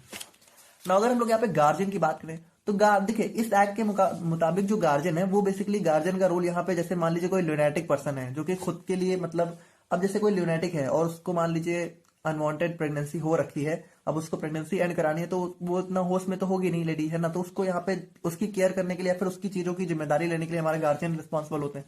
और मान लीजिए कोई कोई लड़की है, ठीक है, वो उसकी उम्र यहाँ पे 18 साल से कम है और उसको यहाँ पे प्रेगनेंसी एंड करानी है, टर्मिनेट करानी है बाय द वे किसी मिस्टेक की वजह से हो रखी है, तो उसमें भी यहाँ पे गार्जियन का कंसेंट लगता है। तो गार्जियन यहाँ पे उसी कॉन्टेक्स्ट में बोला गया है।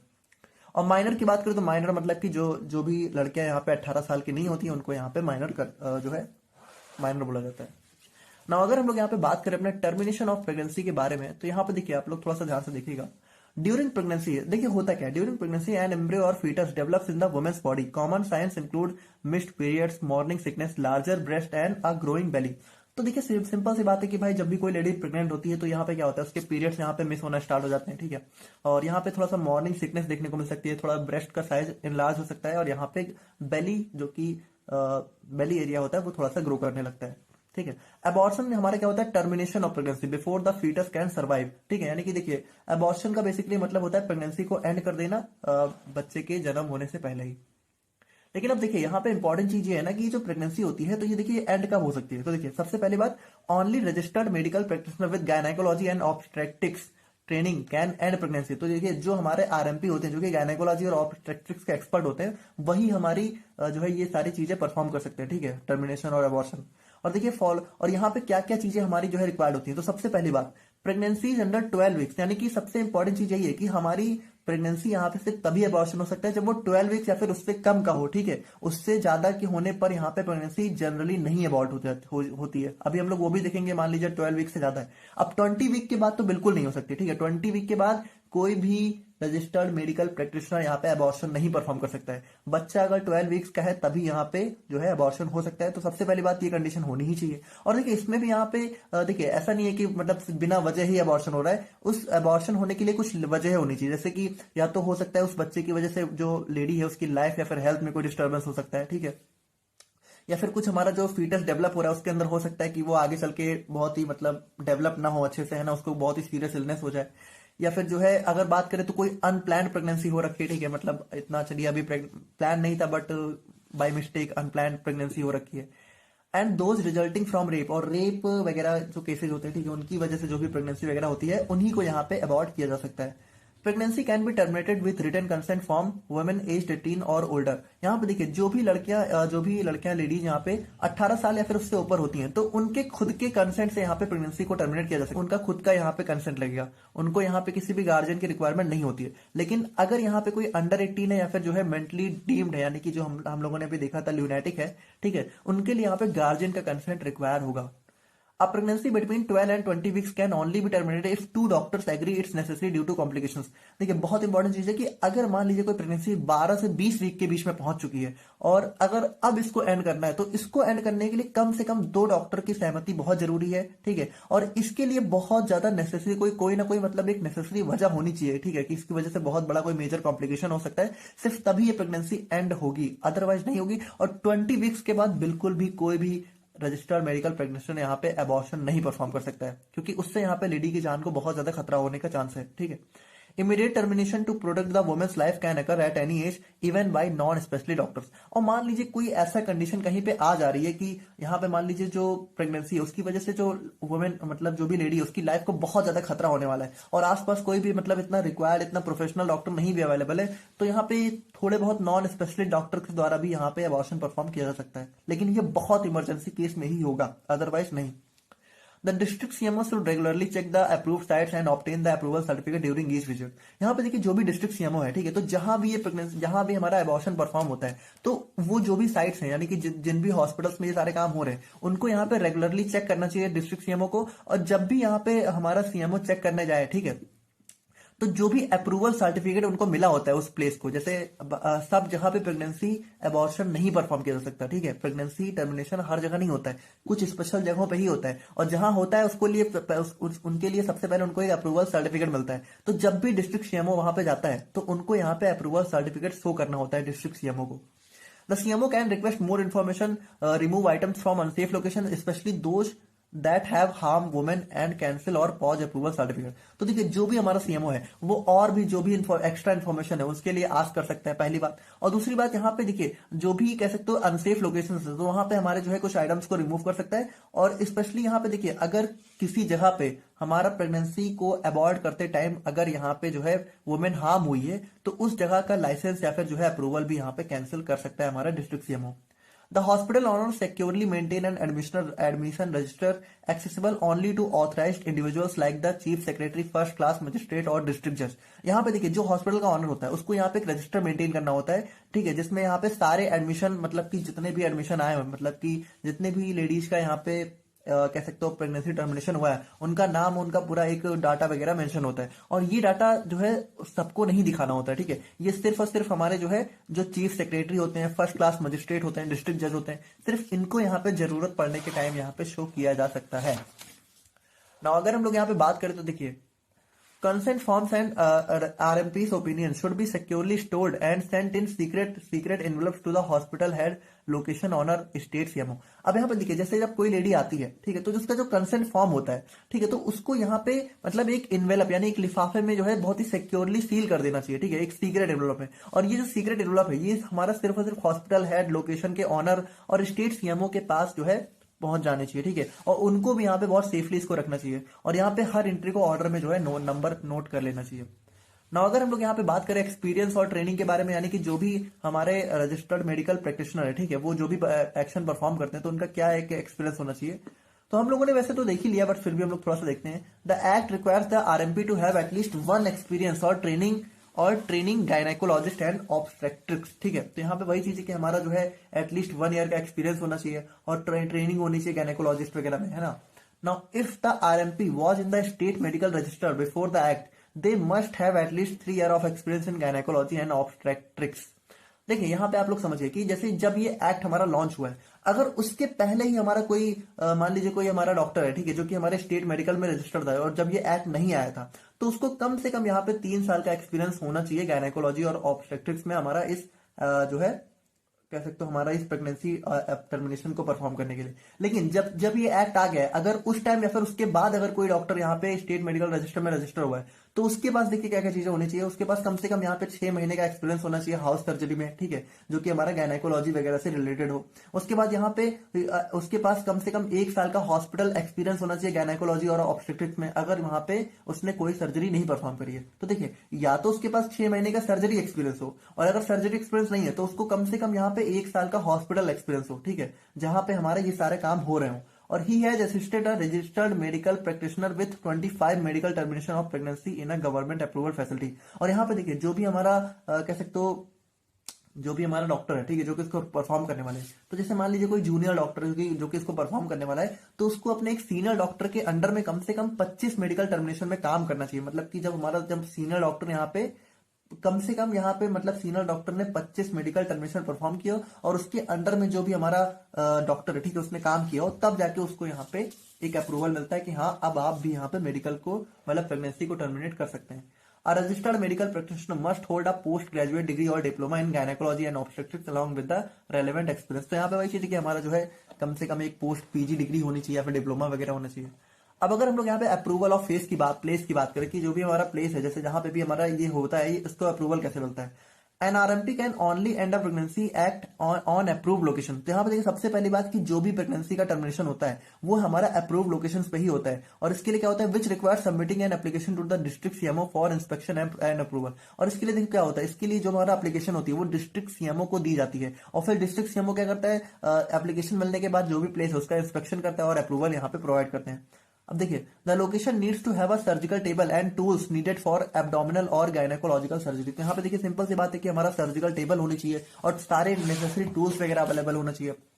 The location needs to have anaesthetic, और देखिए लोकेशन के पास एनेस्थेटिक टूल्स, रिससिटेशन टूल्स, देखिए रिससिटेशन मतलब जो हमारा ऑक्सीजन मास्क वगैरह होते हैं, और स्टरलाइजेशन टूल्स, ये सभी चीजें हमारी यहाँ पे होनी चाहिए। The location needs to have the necessary medications and intravenous fluids for emergencies, और ये सारी चीजें होनी चाहिए। अब इसमें देखिए होता क्या है, जैसे जब डिस्ट्रिक्ट सीएमओ को यहाँ पे एप्लीकेशन मिलती है तो वो फर्दर यहाँ पे अपनी एप्लीकेशन को यहाँ पे गवर्नमेंट के पास जो है कह सकते हो गवर्नमेंट के पास ट्रांसफर करते हैं। अब गवर्नमेंट क्या होती है, गवर्नमेंट यहाँ पे रिव्यू करती है डिस्ट्रिक्ट सीएमओ के एप्लीकेशन को, ठीक है, और उसके बाद यहाँ पे फाइनली यहाँ पे लोकेशन को अप्रूव कर दी है and issue a visible approval certificate for visitors. और यहाँ पे एक हमारा विजिबल देखिए मतलब जो भी अप्रूवल सर्टिफिकेट होता है, ठीक है, वो विजिबल होना चाहिए। मतलब कि जैसे मान लीजिए जिस प्लेस को अप्रूवल सर्टिफिकेट मिला है वो यहाँ पे हमारा विजिबल होना चाहिए कि जो भी लोग यहाँ पे प्रेगनेंसी को टर्मिनेट कराने आ रहे हैं उनको दिखना चाहिए कि हाँ ये हमारा अप्रूव्ड है। The district CMO can check the approved location as needed and must report to the government if facilities and safety standards are lacking. CMO है वो कभी भी किसी भी टाइम हमारा जो भी प्लेस जिसको अप्रूवल मिला हुआ है उसको यहाँ पे दोबारा से चेक कर सकते हैं, और अगर कोई भी फैसिलिटी यहाँ पे एब्सेंट दिखती है तो गवर्नमेंट को फिर से इन्फॉर्म कर सकते हैं। अब देखिए, मान लीजिए अगर जो हमारा डिस्ट्रिक्ट सीएमओ है उसने किसी प्लेस को विजिट किया और वहां पे कोई चीजों की कमी दिखी कि हमारा यहाँ पे अच्छे से नहीं, सामान नहीं अवेलेबल है, ठीक है, चीजें नहीं अवेलेबल है हमारा प्रेगनेंसी टर्मिनेशन के लिए जो भी रिक्वायर्ड चीजें हैं, तो यहाँ पे वो क्या करेगा भाई, वो गवर्नमेंट को अपनी रिपोर्ट देगा। अब गवर्नमेंट को जब रिपोर्ट मिलेगी तो वो क्या करेगी, गवर्नमेंट जो है ऑनर को भी अपना केस प्रेजेंट करने के लिए एक मौका देगी। जैसे यहाँ पे देखिए क्या हुआ, हमारा सीएमओ है वो गए हमारे कह सकते हो हमारे किसी अप्रूव प्लेस में गए, ठीक है, और वहां पे जाने के बाद उन्होंने देखा कि यार यहाँ पे तो कोई जरूरी चीजें है ही नहीं, तो यहाँ पे क्या होगा, वो गवर्नमेंट को एक रिपोर्ट देंगे। अब रिपोर्ट मिलने के बाद गवर्नमेंट ऐसा नहीं है कि डिस्ट्रिक्ट सीएमओ ने रिपोर्ट दी तो गवर्नमेंट तुरंत यहाँ पे उनको बैन कर देगी, ऐसा नहीं है। वो एक बार ऑनर को मौका देगी अपना पक्ष रखने के लिए, लेकिन पक्ष रखने के बाद भी अगर गवर्नमेंट यहाँ पे उनको गिल्टी पाती है तो यहाँ पे क्या होगा, उनका लाइसेंस यहाँ पे पूरी तरीके से कैंसिल कर दिया जाएगा, ठीक है। their case before dialing or deciding to revoke or suspend the approval certificate। यानी कि देखिए अप्रूवल सर्टिफिकेट को सस्पेंड या फिर रिवोक करने से पहले एक बार मौका देगी, लेकिन अगर मौका मिलने के बाद भी वो अपनी सफाई नहीं रख पाए तो यहाँ पे उनका लाइसेंस कैंसिल हो सकता है। द ऑनर कैन रिन्यू और obtain a new certificate after making necessary improvement. अब देखिए मान लीजिए जैसे जो ऑनर है उसका लाइसेंस यहाँ पे एक बार मिला लेकिन कैंसिल हो गया, तो उसके बाद भी जो ऑनर है, ठीक है, वो क्या होगा कि भाई जिन चीजों की वजह से लाइसेंस कैंसिल हुआ है वो सारी चीजें अवेलेबल करवा के यहाँ पे दोबारा से लाइसेंस जो है अप्रूव करवा सकता है या फिर नया लाइसेंस ले सकता है। If suspended the location is no longer approved for pregnancy termination. और देखिए अगर लाइसेंस सस्पेंड हो जा रहा है, ठीक है, तो यहाँ पे लोकेशन पे प्रेगनेंसी का टर्मिनेशन नहीं हो सकता है।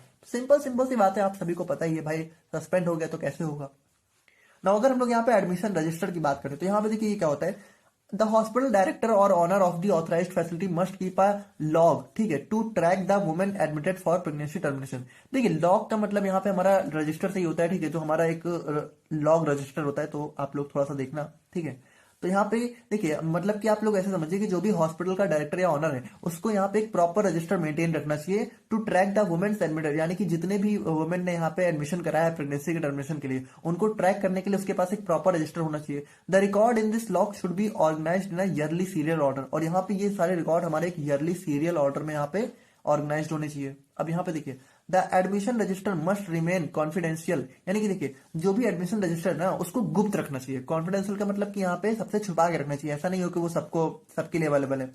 With pregnant women details securely stored and shared only with authorised individuals. और यहाँ पे देखिए ये जो भी हमारा डेटा होगा ये हमारा सिर्फ और सिर्फ जो भी ऑथराइज्ड इंडिविजुअल्स हैं, जैसे कि हमारा डिस्ट्रिक्ट सीएमओ हो गए, ठीक है, और जो हमारे जज हो गए, तो इन्हीं सबको यहाँ पे दिया जा सकता है। अदरवाइज यहाँ पे सबको नहीं देखने को मिलता है, ठीक है, ये इसको गुप्त रखा जाता है। The chief secretary of a union territory will manage departmental inquiries. ठीक है, तो देखिए जो यूनियन टेरिटरी होता है, केंद्र शासित प्रदेश होते हैं, उनका जो चीफ सेक्रेटरी होते हैं वो हमारा डिपार्टमेंटल इंक्वायरी को मैनेज करते हैं। अब first class magistrate in the hospital area will investigate the offence. और देखिए मान लीजिए कोई भी ऑफेंस वगैरह होता है, ठीक है, कोई भी यहाँ पे मतलब कोई भी गलती वगैरह दिखती है, तो वो चीज उन चीजों को कौन, जो हॉस्पिटल जिस एरिया में है उस एरिया का जो फर्स्ट क्लास मजिस्ट्रेट होता है, ठीक है, वही यहाँ पे इन सारी चीजों को इन्वेस्टिगेट करता है, ठीक है, जो भी शिकायत वगैरह होती है। और अगर हम लोग यहाँ पे बात करें द डिस्ट्रिक्ट जज where the hospital is located will handle any lawsuits for damages. देखिए लॉ सूट्स का मतलब होता है मुकदमा, तो जो भी मुकदमा होता है भाई, मुकदमा कौन हैंडल करेगा, हमारा डिस्ट्रिक्ट जज। तो हॉस्पिटल जिस डिस्ट्रिक्ट में लोकेटेड है उस डिस्ट्रिक्ट का जो डिस्ट्रिक्ट जज होगा वही हमारे सारे मुकदमों को हैंडल करेगा, जो भी यहाँ पे हॉस्पिटल में जो है कह सकते हो डैमेज से रिलेटेड है। मतलब देखिए सिंपल सी बात है कि अगर कुछ भी प्रॉब्लम होती है तो वो सारी चीजें हमारा जो है जज या फिर मजिस्ट्रेट वगैरह हैंडल करेंगे। The RMP should issue a certificate to an employed woman post pregnancy for leave। और यहाँ पे देखिए जैसे मान लीजिए कोई वुमेन है, ठीक है, वो एम्प्लॉयड वुमेन है, मतलब कि वो कहीं काम वगैरह कर रही है किसी ऑफिस में, किसी कंपनी में, तो देखिए अगर उसका यहाँ पे प्रेगनेंसी का टर्मिनेशन हुआ है तो जो हमारा रजिस्टर्ड मेडिकल प्रैक्टिशनर है उसको यहाँ पे एक सर्टिफिकेट इशू करना चाहिए लीव के लिए, ताकि उसको छुट्टी मिल सके। While the employer must maintain confidentiality, यानी कि देखिए जो हमारा एम्प्लॉयर है, यानी कि जो भी वुमेन है, ठीक है, तो उसको भी यहाँ पे इन सारी चीजों को गुप्त बनाए रखना है। अब जैसे भाई किसी लेडी का प्रेगनेंसी का टर्मिनेशन हुआ है तो वो ऐसा तो है नहीं कि सबको जाके बताएगी, है ना, उसको यहाँ पे थोड़ा छुपा के रखना चाहिए। Admission records must be destroyed 5 years after the last entry. अब यहाँ पे देखिए जैसे लगभग जो है 5 साल बाद, जैसे मान लीजिए आज आज जो है किसी लेडी ने अपना जो है प्रेगनेंसी का टर्मिनेशन कराया, तो उसके 5 साल बाद यहाँ पे जो है उसका रिकॉर्ड यहाँ पे डिस्ट्रॉय कर देना चाहिए। यहाँ पे कंटिन्यू भी मतलब ऐसा नहीं है कि हमेशा के लिए रखना चाहिए। And other documents 3 years after the pregnancy, और जो अदर डॉक्यूमेंट होते हैं वो यहाँ पे 3 साल खत्म होने के बाद यहाँ पे डिस्ट्रॉय कर देनी चाहिए।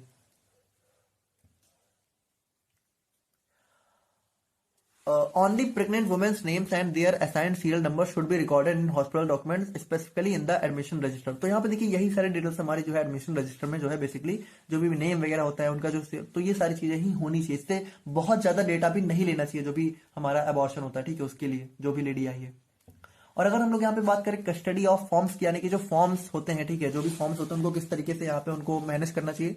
The pregnant women's consent to terminate her pregnancy should be placed in an envelope with the official opinion. यहाँ पे देखिए सिंपल सी बात है कि जो भी हमारा कंसेंट होता है, तो हम लोगों ने अभी स्टार्टिंग में ही देखा कि उसको हम लोग यहाँ पे एक सीक्रेट एनवेलप में पैक करके रखते हैं। The RMP who needed the pregnancy, who ended the pregnancy, ठीक है, यहाँ पे नीडेड नहीं होगा, सॉरी एंडेड होगा।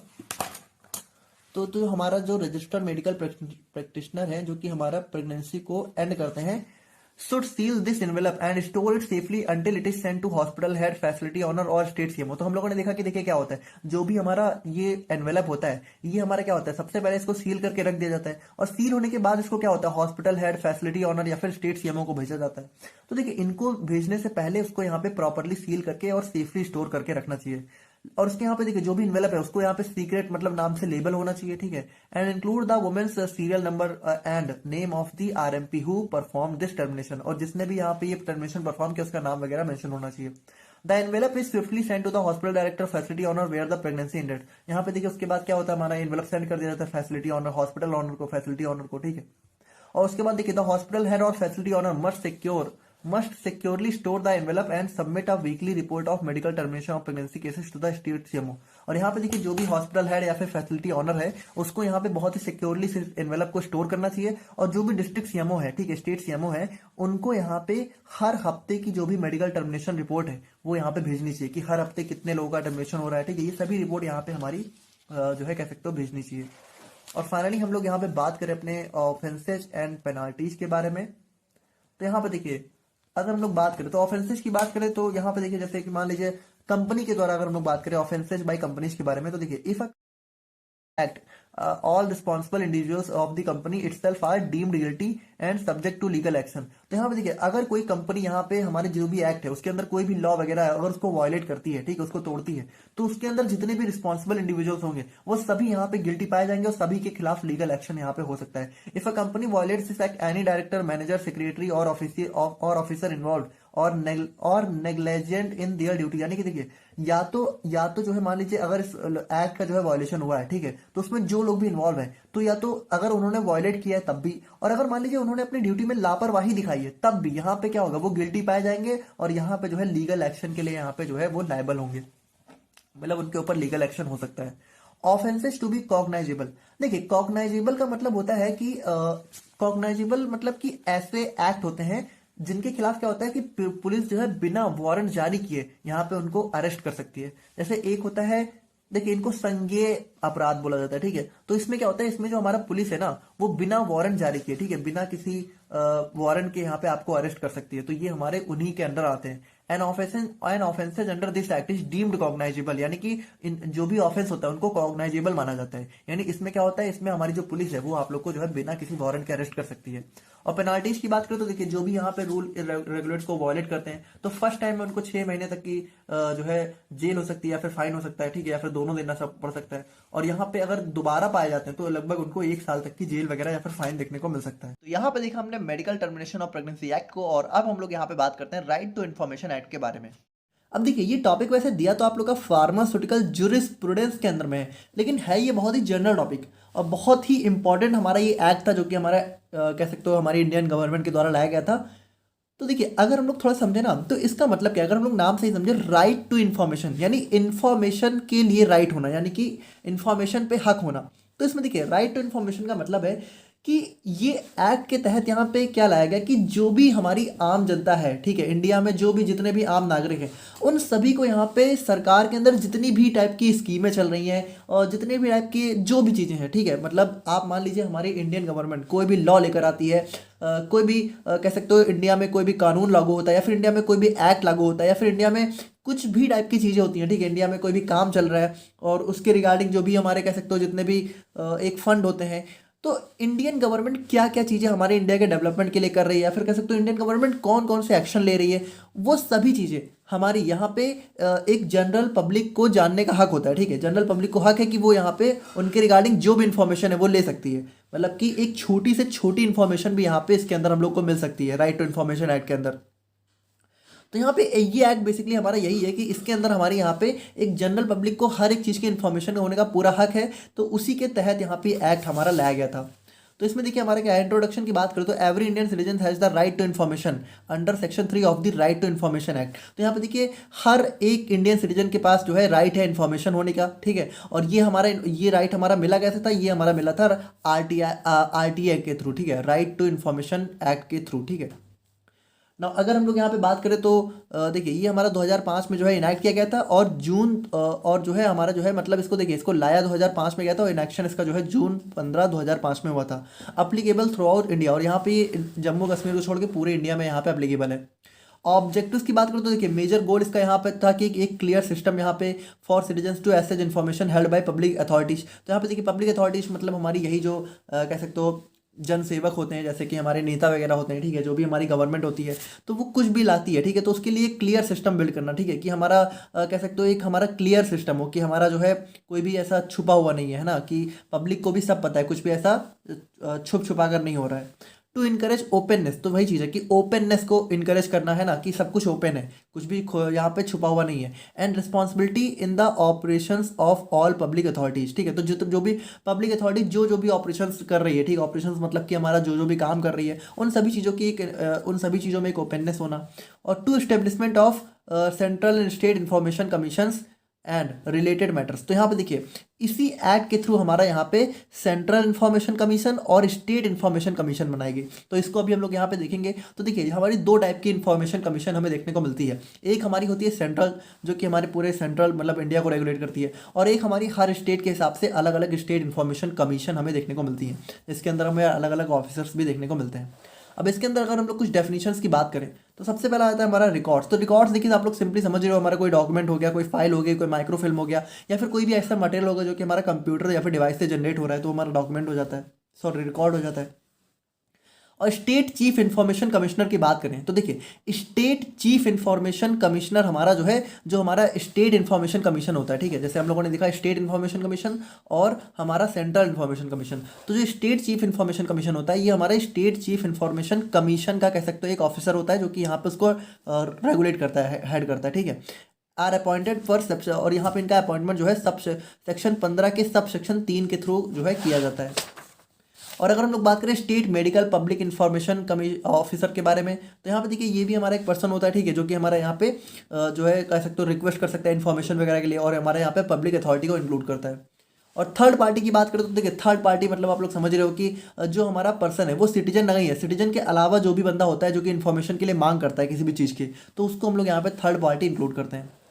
अब अगर हम लोग यहाँ पे बात करें अपने right to information and obligations of public authorities के बारे में, तो यहाँ पे देखिए मतलब किस तरीके से हमारी यहाँ पे चीज़ें हम कह सकते हो, जो अगर मान लीजिए कोई भी राइट टू इन्फॉर्मेशन एक्ट है, ठीक है, तो वो हमारा किस तरीके से हमारे इंडिया में लागू हुआ, और उसके कह सकते हो उसके अंदर में कौन कौन से ऑफिसर्स यहाँ पे थे और क्या क्या चीज़ें हुई, और किस तरीके से एक पब्लिक हमारा जो है आस्क मांग सकती है। मतलब कि अगर मान लीजिए कोई पब्लिक है, मान लीजिए आप ही हैं, आपको जो है कोई हमारा एक्ट चल रहा है गवर्नमेंट के थ्रू, ठीक है, कोई भी प्रोग्राम चल रहा है उसके रिलेटेड आप लोग को पूरी जानकारी चाहिए, तो उसके लिए एक फॉर्म वगैरह भरना पड़ता है, ठीक है, तो वो सारी चीज़ें हम लोग थोड़ा देखते हैं। जैसे देखिए, और सबसे पहले यहाँ पे क्या होता है, organise and index all records for easy access under this act. तो यहाँ पे देखिए सबसे इंपॉर्टेंट चीज़ यही है कि जो हमारा जितने भी हमारे यहाँ पे रिकॉर्ड, जितने भी हमारे यहाँ पे काम वगैरह हो रहे हैं हमारे इंडिया में, ठीक है, जो कि गवर्नमेंट के थ्रू हमारी जो भी स्कीमें चल रही हैं, तो उन सबका एक प्रॉपर ऑर्गेनाइजेशन और रिकॉर्ड यहाँ पे मेंटेन होना चाहिए सबसे पहली बात, ताकि यहाँ पे जो है उनको इजिली एक्सेस किया जा सके। दूसरा यहाँ पे public authorities must appoint central और state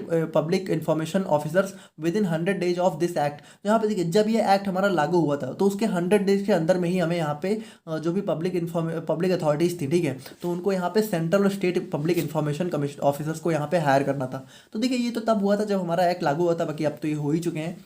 to give details about any event that took place 20 years before the request for information. तो यहाँ पे देखिए इसमें यहाँ पे क्या होता है कि जैसे मान लीजिए जैसे मान लीजिए कोई आम नागरिक है, मान लीजिए आप हैं, अब आपने अगर कोई भी मतलब किसी भी चीज़ के रिगार्डिंग इन्फॉर्मेशन डाली है, तो वो लगभग यहाँ पे 20 साल के अंदर होनी चाहिए। जैसे मान लीजिए आज आप लोगों ने डाली है, जैसे मान लीजिए 2025 में आप लोग कोई एप्लीकेशन डाल रहे हो, तो 2005 के बाद के जो भी काम हुए आप लोग उनके लिए आप लोग जो है इन्फॉर्मेशन मांग सकते हो। हालांकि उससे पहले के लिए आप लोग थोड़ा सा इतना रिकॉर्ड भी नहीं मेंटेन थे, ठीक है, तो उतना इन्फॉर्मेशन नहीं मांग सकते हो, लेकिन आप लोग 20 साल तक, पिछले 20 साल में जो भी काम हुए उनके रिगार्डिंग आप लोग इन्फॉर्मेशन फाइल कर सकते हो, मांग सकते हो। कीप द इन्फॉर्मेशन और records for the past and next 20 years to help enforce the RTI act. तो यहाँ पे देखिए जो राइट टू इन्फॉर्मेशन एक्ट है, सिंपल सी बात है कि इसमें हमें 20 साल तक का भाई रिकॉर्ड की जानकारी मिल सकती है, तो उसको मेंटेन भी तो करना होता है, तो उसको मेंटेन करना भी यहाँ पे इसके अंदर जो है जरूरी हो जाता है। बाकी अगर बात करें, request must be submitted in writing और इलेक्ट्रॉनिकली इन इंग्लिश, हिंदी और local official language along with any required fees. तो यहाँ पे देखिए अगर मान लीजिए किसी कोई भी है, उसको यहाँ पे इन्फॉर्मेशन चाहिए, तो उसको सबसे पहले हमारे यहाँ पे एक रिक्वेस्ट सबमिट करनी पड़ती है, रिटन या फिर इलेक्ट्रॉनिकली, मतलब प्रिंट के फॉर्म में। अब देखिए इसमें क्या होता है, और ये जो है एक फीस, मतलब कुछ एक छोटी मोटी फीस होती है, तो उसको भी यहाँ पे सबमिट करना पड़ता है। द सेंट्रल ऑफिसर और the state public information officer depending on the situation of the relevant public authority. तो यहाँ पे देखिए अब ये जो हमारी एप्लीकेशन है वो किसको सबमिट होती है, तो ये हमारे सेंट्रल ऑफिसर या फिर स्टेट पब्लिक इंफॉर्मेशन ऑफिसर को सबमिट हो सकती है। The assistant public information officer may need to specify the requested information. और यहाँ पे देखिए जो हमारा असिस्टेंट पब्लिक इंफॉर्मेशन ऑफिसर होते हैं, ठीक है, असिस्टेंट मतलब कि जो साथ देते हैं, तो वो हमारा जो है इस रिक्वेस्ट को यहाँ पे स्पेसिफाई कर सकते हैं, ठीक है, मतलब कि उसको और ज़्यादा डिटेल वगैरह कर सकते हैं। An applicant asking for information does not need to provide reason for the request. और यहाँ पे देखिए सबसे इंपॉर्टेंट चीज़ ये है कि मान लीजिए आप किसी चीज़ के रिगार्डिंग इन्फॉर्मेशन मांग रहे हो, तो वहाँ पे आप लोग को रीजन बताने की जरूरत नहीं है, आप लोग जो है अपने हक से मांग सकते हो। वहाँ पे आप लोग को ये नहीं बताना है कि क्यों चाहिए आप लोग को, ठीक है। और अगर हम लोग बात करें अपने सेंट्रल इन्फॉर्मेशन कमीशन के बारे में, तो देखिए जैसा कि हम लोगों ने देखा कि इसके अंदर हमारे दो इन्फॉर्मेशन कमीशन यहाँ पे थे, एक हमारा सेंट्रल, एक हमारा स्टेट। तो सेंट्रल वाले को हम लोग देखते हैं। देखिए इसमें हमारा क्या आता है, central government will establish the central information commission. तो देखिए सेंट्रल इन्फॉर्मेशन कमीशन कौन बनाएगा, सेंट्रल गवर्नमेंट, ठीक है, to exercise its powers and fulfil the task assigned by this act, ठीक है। तो यहाँ पे देखिए मतलब वही चीज़ है कि हमारे यहाँ पे देखिए ये हमारा सेंट्रल इन्फॉर्मेशन कमीशन हमारी सेंट्रल गवर्नमेंट बनाएगी, ठीक है, और यहाँ पे इसके अंदर बहुत सारे इसके जो भी पावर्स वगैरह होते हैं, ताकि वो यहाँ पे उनको जो है कह सकते हो यूज़ कर सके, है ना। अब यहाँ पे देखिए सबसे इंपॉर्टेंट चीज़ है कि जो सेंट्रल इन्फॉर्मेशन कमीशन है उसके अंदर क्या क्या होते हैं। उसके अंदर सबसे पहले हमारा एक चीफ इन्फॉर्मेशन कमिश्नर होता है, ठीक है। देखिए ये हमारी एक कमीशन है, अब इस कमीशन का कोई कमिश्नर भी तो होगा, तो इसका कमिश्नर कौन होता है, एक होता है चीफ इन्फॉर्मेशन कमिश्नर, और लगभग जो है 10 मतलब कि up to 10 central information commissioner as needed. तो यहाँ पे देखिए एक हमारा चीफ इन्फॉर्मेशन कमिश्नर होता है और लगभग 10 हमारे सेंट्रल इन्फॉर्मेशन कमिश्नर उसके अंदर में हो सकते हैं, ठीक है। तो चीफ हमारा मेन होता है, बाकी ये जो है लगभग इन्हीं के साथ में काम करते हैं। The president will appoint the chief information commissioner. और देखिए ये जो चीफ इन्फॉर्मेशन कमिश्नर है इसको कौन अपॉइंट करता है, हमारा प्रेसिडेंट अपॉइंट करते हैं। And information commissioner based on committees advice. तो यहाँ पे देखिए सबसे इंपॉर्टेंट चीज़ ध्यान से समझिए, जो हमारा इंडिया का प्रेसिडेंट होता है वही हमारे इन चीफ इन्फॉर्मेशन कमिश्नर और ये 10 सेंट्रल इन्फॉर्मेशन कमिश्नर, इन दोनों को हमारा जो है प्रेसिडेंट अपॉइंट करते हैं। लेकिन प्रेसिडेंट भी हमारे यहाँ पे ऐसा नहीं कि सिर्फ अपने आप से अपॉइंट कर देते हैं, ये भी हमारा एक कमेटी की सलाह लेते हैं। और ये जो कमेटी होती है, इस कमेटी में देखिए कौन कौन होता है। इस कमेटी में हमारा सबसे पहली बार देश का प्राइम मिनिस्टर होते हैं, ठीक है। दूसरा हमारा जो अपोजिशन के लीडर होते हैं, ठीक है, अपोजिशन का जो भी लीडर होता है। तो जैसे आज के टाइम में बात करें तो पीएम, जैसे आप लोग को पता है कि नरेंद्र मोदी हमारे पीएम है, ठीक है, प्राइम मिनिस्टर नरेंद्र मोदी। और दूसरा अपोजिशन का हेड तो आज के दिन में राहुल गांधी जी हमारे यहाँ पे हेड है अपोजिशन के, ठीक है। तो नरेंद्र मोदी जी और राहुल गांधी जी ये दोनों इंक्लूड होंगे, ठीक है। और एक हमारा यूनियन कैबिनेट मिनिस्टर होंगे, ठीक है, जो कि हमारे प्राइम मिनिस्टर के द्वारा ही अपॉइंट किए जाते हैं। तो इन 3 लोगों की एक कमेटी होती है, ठीक है। तो उस कमेटी के एडवाइस पे हमारा जो प्रेसिडेंट होता है वो हमारा चीफ इन्फॉर्मेशन कमिश्नर और लगभग 10 सेंट्रल इन्फॉर्मेशन कमिश्नर यहाँ पे हायर करते हैं, ठीक है, मतलब उनको यहाँ पे कह सकते हो अपॉइंट करते हैं। और अगर हम लोग यहाँ पे बात करें the chief information commissioner will oversee the central information commission. अब देखिए ये जो चीफ इन्फॉर्मेशन कमिश्नर होता है यही हमारे सेंट्रल इन्फॉर्मेशन कमिश्नर को ओवरसी करता है, ठीक है, मतलब उसकी पूरी देख रेख यहाँ पे यही करता है, ठीक है।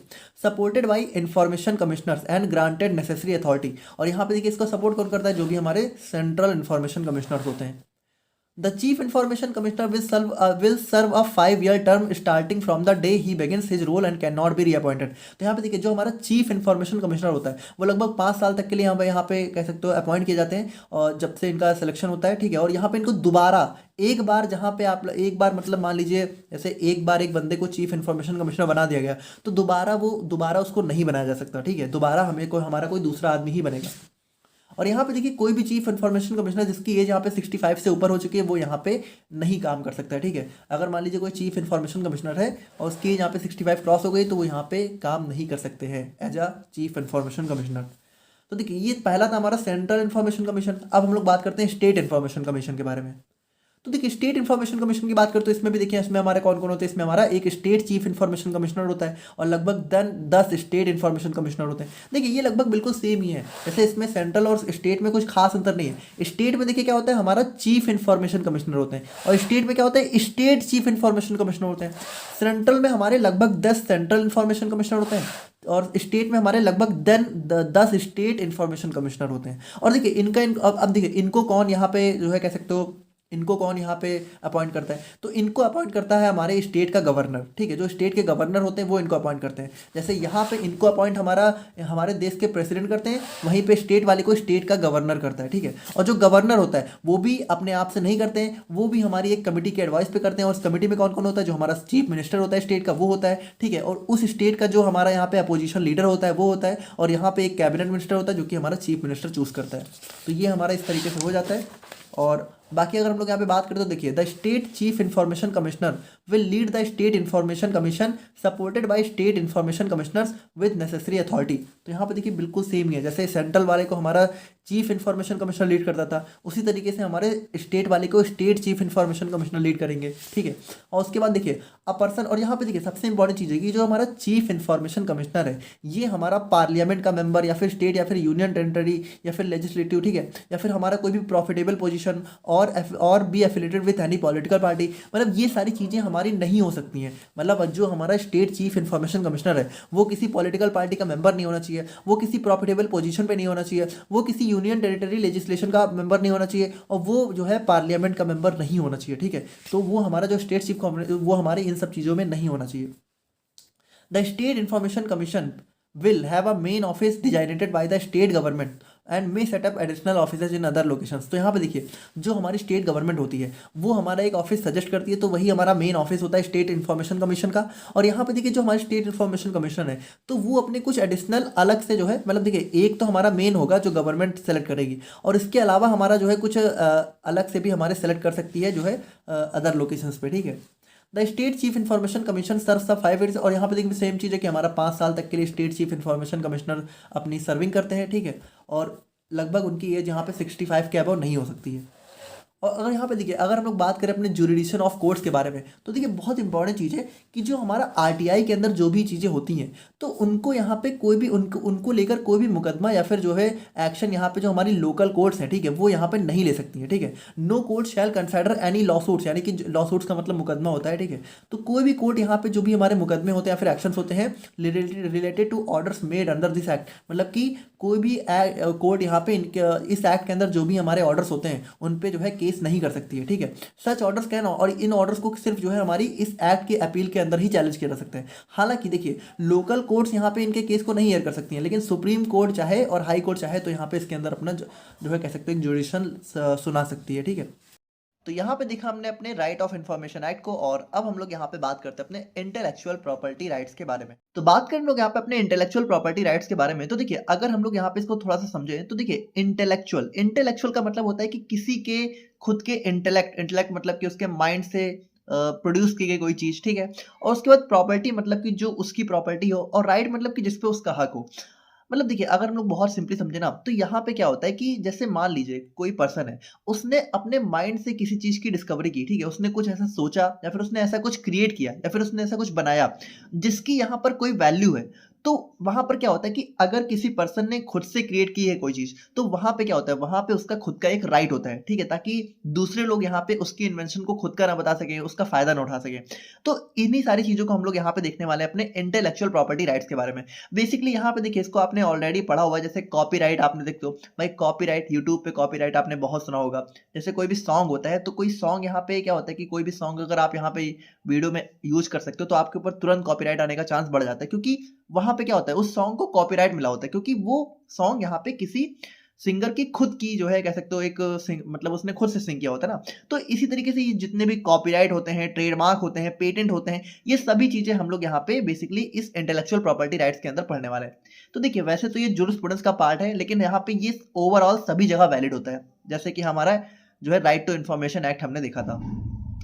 तो देखिए, intellectual property is something produced using human intellect which has commercial value. यानी कि देखिए, ये हमारी इंटेलेक्चुअल प्रॉपर्टी ऐसी चीज होती है जिसकी सबसे पहली बात कि ह्यूमन ने, मतलब किसी इंसान ने खुद से प्रोड्यूस करी हो, और उसकी कोई कमर्शियल वैल्यू। अब ये नहीं कि आपने कुछ भी सोच लिया और उसका कोई वैल्यू नहीं है, उसकी कोई मतलब नहीं है, तो वहां पे उस चीज को इंटेलेक्चुअल प्रॉपर्टी राइट्स में नहीं काउंट किया जाएगा, ठीक है। अब अगर हम लोग यहाँ पे एग्जाम्पल की बात करें, तो any invention relating to a product or process or new design, an article, a literacy or artistic work or a trademark, ठीक है। तो यहाँ पे देखिए, जैसे कोई भी मान लीजिए आपने कोई आर्टिस्टिक वर्क किया है, ठीक है, कोई आपने आर्टिकल बनाया है, या फिर कोई न्यू डिजाइन है, कोई नया प्रोडक्ट आपने जो है डिस्कवर किया है, कोई नई दवा आपने डिस्कवर करी है। तो ये सारी चीजें, जैसे कि आप ये समझिए कि जैसे पैरासीटामॉल क्या होता है, डोलो के नाम से बिकती है, तो जो डोलो नेम है, डोलो क्या है, डोलो हमारा एक ट्रेडमार्क है, ठीक है। तो वो सारी चीजें भी हमारी इसी इंटेलेक्चुअल प्रॉपर्टी राइट के अंदर आ जाती हैं। जैसे अब डोलो नेम से पैरासीटामॉल को कोई और कंपनी नहीं मैन्युफैक्चर कर सकती है, जो कंपनी कर रही है, जिसने यहाँ पे डोलो का ट्रेडमार्क ले रखा है, सिर्फ वही कर सकती है। तो ये सारी चीजें इसी के अंदर हमारी कवर होती हैं। अब अगर हम लोग यहाँ पे देखें, तो ये हमारी it can be defined as the right held by a person over the creation of his mind और इंटेलेक्ट। तो वही चीज है कि अपने उसने इंटेलेक्ट या फिर माइंड से कोई क्रिएशन करी, तो उस पर उसका एक हक होता है। IPR are the statutory. देखिए, स्टेट्यूटरी का मतलब होता है वैधानिक, यानी कानूनी। यानी कि देखिए, आईपीआर क्या होता है, एक कानूनी हक होता है जो कि हमारा ऑनर को, ठीक है, या फिर जो भी क्रिएटर है, ऑनर है, उसको अलाउ करता है कि जो भी उसकी इंटेलेक्चुअल प्रॉपर्टी है, उसको कोई दूसरा यहाँ पे एक्सप्लॉइट ना कर सके, यानी कि कोई दूसरा उसकी प्रॉपर्टी से फायदा ना उठा सके, ठीक है, for a given period of time. अब यहाँ पे देखिए, इंपॉर्टेंट चीज क्या है कि ये जितने भी टाइप के आईपीआर हम लोग देखने वाले हैं, जैसे आईपीआर के टाइप होते हैं, जैसे पेटेंट हो गया, ट्रेडमार्क हो गया, कॉपीराइट हो गया, तो इनमें से ज्यादातर चीजें ना एक फिक्स टाइम पीरियड तक के लिए होती हैं। जैसे कुछ कुछ हमारी 25 साल के लिए, 20 साल के लिए, 15 साल के लिए, कुछ हमारी लाइफ टाइम तक के लिए भी होती हैं। तो वो डिपेंड करता है, जब तक यहाँ पे कह सकते हो, जब तक जिस टाइम पीरियड तक आप लोग को यहाँ पे इंटेलेक्चुअल प्रॉपर्टी राइट मिला हुआ है, तब तक यहाँ पे कोई दूसरा उस क्रिएशन का फायदा नहीं उठा सकता है। अब अगर हम लोग यहाँ पे स्कोप बेसिकली यहाँ पे टाइप आप समझ सकते हो कि इंटेलेक्चुअल प्रॉपर्टी राइट यहाँ पे किस किस तरीके के होते हैं। तो हमारा पेटेंट हो गया, ट्रेड सीक्रेट हो गया, कॉपीराइट हो गया, ट्रेडमार्क हो गया, कोई डिजाइन पेटेंट हो गया, ठीक है, फिर हमारा जियोग्राफिकल इंडिकेशन हो गया। तो ये सारी चीजें हमारी यहाँ पे इसके स्कोप या फिर टाइप में आ जाती हैं। अब अगर हम लोग यहाँ पे देखें अपने इंपॉर्टेंस ऑफ आईपीआर के बारे में, तो इंपॉर्टेंस क्या होता है, IPR can be used to establish the goodwill and brand value in the market. तो यहाँ पे क्या है कि भाई, जैसे किसी ने अगर कोई डिजाइन बनाई है, तो उसकी यहाँ पे क्या होता है, एक ब्रांड वैल्यू क्रिएट हो जाती है अगर उसको यहाँ पे आईपीआर मिल जाता है। इन्वेंटर, क्रिएटर और ऑथर ऑफ एन आईपीआर, ठीक, can mention about the IPR in his resumes and दस शो देयर कॉम्पिटेंस। देखिए, कॉम्पिटेंस का मतलब होता है क्षमता, यानी कि देखो, मान लो जो भी क्रिएटर है, अगर उसको किसी चीज पे आईपीआर मिला हुआ है, तो वो उस चीज को अपने रेज्यूमे में मेंशन कर सकता है, जिससे उसकी क्षमता दिखती है कि हाँ, इसने जो है कुछ ऐसा इन्वेंट किया है जो किसी और ने नहीं किया है, इसके पास कोई ऐसी चीज है जो किसी और को नहीं मिल सकती है। तो वहां पर उसकी एक, कह सकते हो, काबिलियत भी मेंशन होती है ना, उसकी क्षमता दिखती है। IPR certificate establish legal and valid ownership about an intellectual property. तो यहाँ पे क्या होता है, वही चीज है कि इंटेलेक्चुअल प्रॉपर्टी की एक वैलिड ऑनरशिप हो जाती है। उसके बाद यहाँ पे जैसे देखिए, जब किसी को आईपीआर मिल जाता है, तो उसको गवर्नमेंट का सपोर्ट भी मिलना स्टार्ट हो जाता है, ठीक है, उसको गवर्नमेंट बहुत तरीके से सपोर्ट करती है। अगर गवर्नमेंट को दिखता है कि यहाँ पर इसका आगे चल के बहुत फायदा हो सकता है, तो वहाँ पे रिसर्च भी यहाँ पे इंकरेज होती है, क्योंकि उसको फंडिंग भी मिल सकती है। उसके बाद यहाँ पे टेक्नोलॉजी ट्रांसफर भी यहाँ पे फैसिलिटेट होता है। टेक्नोलॉजी ट्रांसफर का मतलब होता है कि किसी चीज को शेयर करना। देखिए, टेक्नोलॉजी ट्रांसफर का मतलब ऐसा नहीं कि कोई टेक्नोलॉजी शेयर हो रही है, बल्कि कोई भी चीज, जैसे आपने कोई भी नई दवा डिस्कवर करी है, तो उस नई दवा को क्या होता है, पूरे मार्केट में हमें ले जाना है, ठीक है, तो उसको इंडस्ट्री में भी शेयर करना है, उसको कैसे फॉर्मुलेशन करना है, तो वो सारी चीजें यहाँ पे शेयर करी जाती हैं। तो अगर किसी को आईपीआर मिल गया, तो वो बिना किसी डर के अपनी इंफॉर्मेशन शेयर कर सकता है, क्योंकि उसको पता है कि एट लास्ट में उसको भी उसका कुछ ना कुछ फायदा मिलेगा, है ना। ऐसा नहीं हुआ कि शेयर करने से उसका कॉपी हो जाएगा, चोरी हो जाएगा आइडिया, क्योंकि आईपीआर उसको मिल चुका है। तो ये सारी चीजें हमारे यहाँ पे इंपॉर्टेंस में आ जाती हैं। तो अगर हम लोग यहाँ पे सबसे पहले बात करें ट्रेडमार्क के बारे में कि ट्रेडमार्क क्या होता है, तो देखिए ट्रेडमार्क हमारा कोई भी डिजाइन हो सकता है जो कि हमारा कह सकते हो डिस्टिंग्विश मतलब अलग करता है गुड ऑफ एम, यानी कि किसी, देखिए good of one from those of another, यानी कि देखिए किसी एक पार्टिकुलर पर्सन के किसी आइटम को या फिर किसी भी सामान को जो है दूसरों के आइटम से डिफरेंशिएट करता है। जैसे सिंपल सी बात है, हमारा पैरासीटामॉल है, ठीक है, तो अब पैरासीटामॉल को मान लीजिए किसी ने डोलो नेम से बनाना स्टार्ट कर दिया, तो डोलो क्या होगा, डोलो यहाँ पे उस पर्सन का मतलब कह सकते हो पर्सनल आइडेंटिटी हो गया पैरासीटामॉल के लिए, ठीक है। तो अब यहाँ पे एक डोलो नेम से कोई और बंदा पैरासीटामॉल नहीं बना सकता है, तो यहाँ पे क्या हुआ, डोलो ने उसको एक ब्रांड दे दिया जो कि दूसरों से उसको डिफरेंशिएट कर रहा है। It include symbols, words, logos, pictures, colour और कॉम्बिनेशन ऑफ दीज। तो यहाँ पे देखिए जैसे हम लोगों ने डोलो को अपने फार्मास्यूटिकल टर्म में देखा, बट ट्रेडमार्क यहाँ पे एक ब्रॉडर टर्म है जो कि हर जगह वैलिड होता है। तो ट्रेडमार्क हमारा एक सिंबल के फॉर्म में भी हो सकता है, वर्ड, लोगो, पिक्चर, कलर, इन सभी के फॉर्म में हमारा ट्रेडमार्क हो सकता है। अब अगर हम लोग यहाँ पे बात करें in pharmaceutical area, trade names for certain drugs may be registered as a trademark, example Viagra. तो यहाँ पे देखिए वही चीज है कि हमारा सिल्डेनाफिल जो होता है, तो सिल्डेनाफिल क्या है, एक हमारा ड्रग का नेम है, ठीक है, जेनरिक नेम है, लेकिन अब वाइग्रा क्या होगा, वाइग्रा यहाँ पे ट्रेडमार्क हो गया, ठीक है। Now it is covered under the act called trademark act. तो यहाँ पे इसका एक ट्रेडमार्क एक्ट होता है, 1999 में लाया गया, तो इसी के अंदर कवर होता है। और यहाँ पे देखिए इट रिप्लेस ट्रेड एंड, और यहाँ पे देखिए इस एक्ट को यहाँ पे बेसिकली यहाँ पे पहले एक और एक्ट था उसको इसने रिप्लेस किया था। नाउ अगर हम लोग यहाँ पे बात करें अपने डिफरेंट सिंबल की किस तरीके से ट्रेडमार्क का सिंबल हमारा दिखता है, तो जहाँ पे जनरली हमारा जो है कह सकते हो ऐसा भी दिख सकता है, ठीक है, जैसे आर आपने देखा ही होगा, और उसके बाद यहाँ पे टीएम ऐसा भी दिख सकता है, उसके बाद एसएम ऐसा भी दिख सकता है। टीएम हमारा बेसिकली प्रोडक्ट के लिए होता है, एसएम हमारा सर्विस के लिए होता है। तो इन सारे टाइप के हमारे सिंबल्स जो है ट्रेडमार्क के अंदर दिख सकते हैं। और ड्यूरेशन की बात करें तो जनरली हमारा ट्रेडमार्क का ड्यूरेशन 10 ईयर्स का होता है, इसको रिन्यू भी करा जा सकता है। सर्विस जो हमारा होता है, ये सर्विस मार्क होता है, इसका ड्यूरेशन हमारा 17 ईयर्स का होता है, इसको भी रिन्यू यहाँ पे कराया जा सकता है। अब अगर हम लोग यहाँ पे कॉपीराइट्स की बात करें तो कॉपीराइट क्या होता है, देखो कॉपीराइट का मतलब होता है कि means that the work originated from with the author, यानी कि जब किसी ऑथर ने खुद से कोई वर्क यहाँ पे ओरिजिनेट किया हो, जैसे कोई सॉन्ग होता है, कोई पिक्चर होती है, उन सभी पे हमारा कॉपीराइट होता है। जैसे यहाँ पर ये जो मेरी वीडियो है, ठीक है, तो इस पे भी मेरा यहाँ पे एक हक है, ठीक है, तो ये मेरे कॉपीराइट के अंदर आ रहा है। Now it is right which grant production to the unique expression of idea, यानी कि यहाँ पे एक यूनिक एक्सप्रेशन ऑफ आइडिया को जो है प्रमोट करता है। और इंडिया है और यहाँ पे इंडिया में देखिए बहुत ही स्ट्रांग हमारा कॉपीराइट का लॉ है, जो कि यहाँ पे कह सकते हो सबसे पहले 1957 में आया था, और इसमें जो है चेंजेस भी हमारे 1982, 84, 92 इन सभी में, मतलब इन सभी ईयर में इसमें कुछ ना कुछ चेंजेस होते रहे, इसको मॉडिफाई किया गया है। ना अगर हम लोग यहाँ पे देखिए कि क्या क्या चीजें हमारी इस कॉपीराइट के अंदर कवर होती है, तो हमारा literacy, film, dramatic, musical, artistic, तो इन सभी चीजें हमारी, जैसे कोई बुक भी आपने जो है पब्लिश करी, तो वो सारी चीजें हमारी कॉपीराइट के अंदर प्रोटेक्ट होती हैं। और ड्यूरेशन की बात करें तो कॉपीराइट यहाँ पे जनरली यहाँ पे पूरे ऑथर की लाइफ टाइम तक होता है, plus 60 years of literacy work भी हमारा हो जाता है, ठीक है, कि जब तक आपने बनाया उसके 60 इयर्स बाद तक भी हमारा कॉपीराइट वैलिड होता है। फिल्म्स और फोटोग्राफी के लिए 60 इयर्स होता है, और ब्रॉडकास्टिंग के लिए हमारा 25 इयर्स तक की ड्यूरेशन हमें देखने को मिलती है। और सिंबल हमें जो है कुछ इस तरीके से हमें कॉपीराइट का सिंबल देखने को मिलता है, जैसे सबसे पहले हमारा सी का सिंबल होता है, फिर हमारा ईयर मेंशन होता है, ठीक है, कि किस ईयर में हमारा इन्वेंशन हुई है, उसके बाद यहाँ पे नेम मेंशन होता है कि किस चीज के लिए बनाई गई है। नाउ अगर हम लोग नेक्स्ट बात करें तो नेक्स्ट हमारा आता है पेटेंट। तो पेटेंट क्या होता है, अब पेटेंट भी हमारा थोड़ा सा एक एक्सक्लूसिव राइट होता है, granted to an applicant by the government for a limited period of to practise the invention. अब यहाँ पे देखो सिंपल सी बात है, मान लो कोई न्यू ड्रग यहाँ पे डिस्कवर हो रही है, ठीक है, तो उस न्यू ड्रग को जिस पर्सन ने डिस्कवर किया, फिर जिस यहाँ पे कंपनी ने जिस इंडस्ट्री ने यहाँ पे डिस्कवर किया, ठीक है, तो उसको यहाँ पे एक फिक्स पीरियड ऑफ टाइम तक के लिए क्या होता है, उस दवा के लिए पेटेंट मिल जाता है, ताकि वो यहाँ पे उस दवा को और अच्छे से कह सकते हो मैन्युफैक्चर कर सके, यूज कर सके और उनकी सेल कर सके।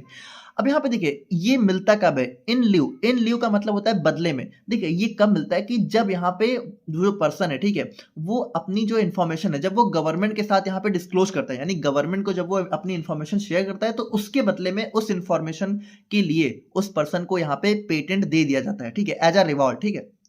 The patent confers right to the patentee to exploit the patent for commercial gains। अब यहाँ पे देखिए जो पेटेंट होता है, ठीक है, तो वो यहाँ पे जो भी पेटेंटी यानी जिसको भी पेटेंट मिला हुआ है उसको यहाँ पे एक राइट देता है कि वो यहाँ पे अपने पेटेंट से कॉमर्शियल गेन्स प्रोवाइड कर सकता है, मतलब ले सकता है, यानी कि वो अपने पेटेंट से जो है कह सकते हो फायदा ले सकता है, यानी कि उसको यहाँ पे सेल कर सकता है, उसको मैन्युफैक्चर कर सकता है ना, ऑल्सो टू स्टॉप। और यहाँ पे देखिए दूसरे लोगों को उसी सेम चीज को मैन्युफैक्चर करने से या फिर सेल करने से रोक भी सकता है, जब तक कि उसका ड्यूरेशन है। जैसे मान लीजिए कोई नई दवा किसी ने बनाई है, तो उस नई दवा से वो खुद तो प्रॉफिट कमा सकता है और दूसरों को बिल्कुल रोक भी सकता है कि दूसरे उस दवा को नहीं मैन्युफैक्चर कर सकते जब तक यहाँ पे पेटेंटी अलाउ ना करे। An invention in general means, और यहाँ पे देखिए इन्वेंशन से मतलब क्या है, देखिए जैसे पेटेंट क्या है, इन्वेंशन के लिए मिलता है ना, तो इन्वेंशन का क्या मतलब है, इन्वेंशन जैसे कुछ भी इन्वेंशन नहीं होते, जैसे इन्वेंशन का मतलब है कि या तो कोई न्यू यहाँ पे डिस्कवरी हो, या तो कोई नया प्रोडक्ट हो, ठीक है, या फिर कोई नई प्रोसेस हो, या फिर कोई नई तरह की मशीन यहाँ पे बनाई गई हो, ठीक है, जो कि यहाँ पे इवन टू एन एग्जिस्टिंग, और यहाँ पे कोई मान लीजिए कोई एग्जिस्टिंग मॉड्यूल है, उसका भी कोई नया वर्जन अगर बनाया गया तो वो भी हमारा इन्वेंशन में आ सकता है। अब यहाँ पे देखिए एक चीज अगर हम लोग देखें कि व्हाट इज नॉट पेटेंटेबल, कि कौन कौन सी चीजों का पेटेंट नहीं मिल सकता है, तो थोड़ा समझिएगा। Any method for agriculture and horticulture, देखिए हॉर्टिकल्चर मतलब बागवानी, एग्रीकल्चर मतलब हमारी खेती, तो देखिए खेती और बागवानी के लिए अगर कोई मेथड है तो उसको एग्रीकल्चर नहीं, पेटेंट नहीं किया जा सकता, क्योंकि वो यहाँ पे एक जनरल मेथड है जो कि सबको फायदा देगा, तो वहां पे किसी एक को पार्टिकुलर फायदा पहुंचने के लिए पेटेंट नहीं करवाया जा सकता। उसके बाद अगर किसी ह्यूमन बीइंग या एनिमल के लिए कोई ट्रीटमेंट है तो उसको भी यहाँ पे पेटेंट नहीं किया जा सकता। उसके बाद यहाँ पे plants and animals in whole or any part, अब जैसे मान लीजिए कभी कभी क्या होता है कि जैसे मान लो कोई एनिमल है, उसकी दो अलग अलग ब्रीड है, अब उनको क्रॉस करा के कोई कोई नई ब्रीड अगर बनाई गई तो उस नई ब्रीड को यहाँ पे वो इंसान पेटेंट नहीं करा सकता, लेकिन यहाँ पे कुछ माइक्रो ऑर्गेनिज्म होते हैं उनका पेटेंट हो सकता है। अब मैथमेटिकल और बिजनेस मेथड, ठीक है, तो यहाँ पे कोई मैथमेटिकल या बिजनेस मेथड है, कोई कंप्यूटर प्रोग्राम है, तो उसका भी पेटेंट नहीं हो सकता है। लिटरेसी, ड्रामेटिक म्यूजिक, अब देखिए ये सारी चीजें हमारी कॉपीराइट के अंदर आती हैं, तो इसका पेटेंट थोड़ी होता है, ये सारी चीजें कॉपीराइट के अंदर आती हैं, कॉपीराइट हो सकता है इनका। उसके बाद एनी स्कीम और रूल और method of performing mental act और मेथड ऑफ, यानी कि देखिए मान लीजिए कोई गेम है, उसको खेलने का कोई नया तरीका अगर डेवलप किया गया है कोई, तो वो भी पेटेंट नहीं हो सकता है। उसके बाद यहाँ पे अगर इंफॉर्मेशन को प्रेजेंट करने का कोई तरीका है तो वो भी यहाँ पे पेटेंट नहीं किया जा सकता, कि कोई इंफॉर्मेशन को प्रेजेंट करने का मान लीजिए किसी ने कोई नया तरीका ढूंढा है जो कि काफी अच्छा है, लेकिन उसका पेटेंट नहीं मिल सकता। उसके बाद मान लीजिए जो हमारे इंटीग्रेटेड सर्किट्स होते हैं सेमीकंडक्टर में, ठीक है, तो उसका भी पेटेंट नहीं हो सकता। और यहाँ पे ये मतलब इसके लिए एक अलग लॉ होता है, लेकिन यहाँ पे पेटेंट नहीं होता है इसका। An invention relating to the traditional knowledge, अब मान लीजिए कि कोई जो हमारी पुरानी नॉलेज है ट्रेडिशनल, जैसे आयुर्वेदा वगैरह हो गया, तो उसके लिए यहाँ पे मान लीजिए कोई नई इन्वेंशन हुई तो उसका भी पेटेंट नहीं हो सकता। और एटॉमिक एनर्जी से रिलेटेड भी कोई चीज है तो उसका भी यहाँ पे पेटेंट नहीं हो सकता। तो ये सारी चीजें हमारी पेटेंटेबल नहीं होती हैं और ये हमारा पेटेंट हो जाता है। और अगर हम लोग देखें कि क्या क्या पेटेंट हो सकता है, तो कोई हमारा प्रोडक्ट है, ठीक है, और या फिर कोई एपरेटस है, या फिर जो कोई हमारी नई प्रोसेस है, ठीक है, जो कि हमारा किसी दवा के लिए या फिर किसी भी चीज के लिए, और अगर हमारा मैटर का कोई भी कंपोजिशन है, तो ये हमारी चीजें हमारी पेटेंट हो सकती हैं। अब अगर हम लोग यहाँ पे पेटेंट जुरिस्डिक्शन की बात करें, ठीक है, कि हमारा यहाँ पे पेटेंट कराने के लिए हमारे ऑफिस कहाँ कहाँ देखने को मिलते हैं, तो देखिए पेटेंट कराने के लिए बेसिकली हमारे इंडिया में 4 मेजर ऑफिस देखने को मिलते हैं। एक हमारा चेन्नई में है, एक मुंबई, न्यू दिल्ली और कोलकाता। और देखिए ये जो चारों ऑफिस है ये कौन कौन सा एरिया कवर करते हैं, जैसे जो चेन्नई का ऑफिस है ये हमारा आंध्र प्रदेश, कर्नाटक, केरला, तमिलनाडु, ठीक है, और पौंडीचेरी और लक्षद्वीप, इन सबको यहाँ पे कवर करता है। उसके बाद हमारा जो मुंबई का ऑफिस है वो हमारा महाराष्ट्र, गुजरात, एमपी, गोवा, तो इस तरीके से आप लोग देख सकते हो। न्यू दिल्ली वाला हमारा हरियाणा, एचपी, यूपी, पंजाब, इन सबको, और कोलकाता हमारा जो बचे हुए जगह उन उन जगहों को कवर करता है। फिर ठीक है, मतलब यहाँ पे अगर कोई भी इन्वेंशन हुई है तो इस ऑफिस में जाके पेटेंट कराया जा सकता है। ना अगर हम लोग यहाँ पे बात करें कि क्या क्या रिक्वायरमेंट है किसी प्रोडक्ट को पेटेंट कराने के लिए, तो पहली बात कि वो प्रोडक्ट हमारा नया होना चाहिए, ठीक है, नॉवेल मतलब कि नया होना चाहिए। यूटिलिटी के मतलब होता है कि वो यूजफुल होना चाहिए, मतलब उसका कुछ काम होना चाहिए। नॉन ऑब्वियस मतलब कि ऐसा ना हो कि वो बिल्कुल ऑब्वियस सा हो, ठीक है, थोड़ा अलग होना चाहिए, और उसका कुछ ना कुछ इंडस्ट्रियल एप्लीकेशन होना चाहिए, तभी वो यहाँ पे पेटेंट हो सकता है। और अगर हम लोग यहाँ पे इसके इंपॉर्टेंस की बात करें तो ये हमारा रिसर्च को इनकरेज करता है, इन्वेंटर को यहाँ पे इंड्यूस करता है कि वो अपनी इन्फॉर्मेशन को डिस्क्लोज कर सके। देखिए जब उसको पेटेंट मिल गया तो वो अपनी इन्फॉर्मेशन दूसरों के साथ बिना डरे शेयर कर सकता है, ठीक है, जिससे हमारा ग्रोथ होगी। उसके बाद यहाँ पे न्यू इंडस्ट्रीज, देखिए मान लीजिए कोई ऐसा पेटेंट उसने, मतलब कोई ऐसा प्रोडक्ट उसने डिस्कवर किया है जो कि यहाँ पे एक नई इंडस्ट्री के लिए रास्ता खोल सकता है, तो वो भी यहाँ पे स्टेब्लिशमेंट होता है, इनकरेज होता है। उसके बाद यहाँ पे रीजनेबल एश्योरेंस, तो यहाँ पे देखिए अपने प्रोडक्ट को वो यहाँ पे बिना डरे कॉमर्शलाइज कर सकता है, यानी कि वो मार्केट में ले जा सकता है, प्रॉफिट ले सकता है बिना डरे कि यहाँ पे कोई कॉपी कर लेगा, क्योंकि उसको पेटेंट ऑलरेडी मिल चुका है तो कोई कॉपी नहीं कर सकता है। उसके बाद यहाँ पे अपनी इन्फॉर्मेशन को इंडस्ट्रीज के साथ शेयर करता है, जिससे टेक्नोलॉजी ट्रांसफर प्रमोट होता है। उसके बाद हमारा रिसर्च एंड डेवलपमेंट भी यहाँ पे स्टिमुलेट होता है यूनिवर्सिटी और रिसर्च सेंटर में, जब यहाँ पे पेटेंट मिल जाता है। तो ये हमारा इंपॉर्टेंस ऑफ पेटेंट हो जाता है। और इसके अलावा देखिए अब यहाँ पे एक हमारा और आ जाता है इसी इंटेलेक्चुअल प्रॉपर्टी राइट में, जो कि हमारा होता है इंडस्ट्रियल डिजाइन। तो इंडस्ट्रियल डिजाइन हमारा बेसिकली इस हमारा इंडस्ट्रियल डिजाइन एक्ट 2000 के अंदर आता है। और यहाँ पे क्या होता है कि जैसे मान लीजिए कोई किसी चीज की इंडस्ट्रियल डिजाइन बनाई गई, ठीक है, तो वो जो उसका एक आउटर अपीयरेंस होता है, ठीक है, जो मतलब एक अपीयरेंस है कि वो कैसा दिख रहा है, तो उसको प्रोटेक्ट करने के लिए यहाँ पे हमारा इंडस्ट्रियल डिजाइन एक्ट होता है, जो कि लगभग यहाँ पे 15 साल के लिए वैलिड होता है। और ये हमारा ऑर्नामेंटल और नॉन फंक्शनल फीचर्स को यहाँ पे प्रोटेक्ट करता है, मतलब स्ट्रक्चरल फीचर्स को यहाँ पे ये प्रोटेक्ट करने का काम करता है। अब अगर हम लोग यहाँ पे देखें अगेन, तो वही जो हमारा टाइप्स ऑफ आईपी है, तो देख सकते हो आप लोग कि जैसे हमारा पेटेंट हो गया, trademark, copyright, industrial design, geographical indication, तो ये सारे हमारे टाइप्स ऑफ आईपी हो जाते हैं। और इनके अंदर हमारा सब्जेक्ट मैटर कैसा कैसा होना चाहिए, तो ये सारी चीज़ आप लोग देख सकते हो। जैसे हमारा ट्रेडमार्क के अंदर साइन और सिंबल हो जाता है, कॉपीराइट के अंदर ओरिजिनल वर्क होता है, और हमारी फील्ड क्या क्या होती है, जैसे पेटेंट के अंदर हमारा केमिकल, ड्रग, प्लास्टिक, इंजन, तो ये सारी हमारी फील्ड हो जाती है। तो इसको आप लोग नोट्स में देख लेना। और बाकी ये था हमारे यहाँ पे इंटेलेक्चुअल प्रॉपर्टी राइट, और यहाँ पे हमारी जुरिस्प्रूडेंस कंप्लीट कवर हो जाती है। आई होप कि आप लोग को सारी चीज़ें समझ में आ गई होंगी। बाकी कोई डाउट है तो आप लोग कमेंट करके बताइएगा। मिलते हैं हम लोग यहाँ पे नेक्स्ट वीडियो में, तब तक के लिए थैंक यू सो मच।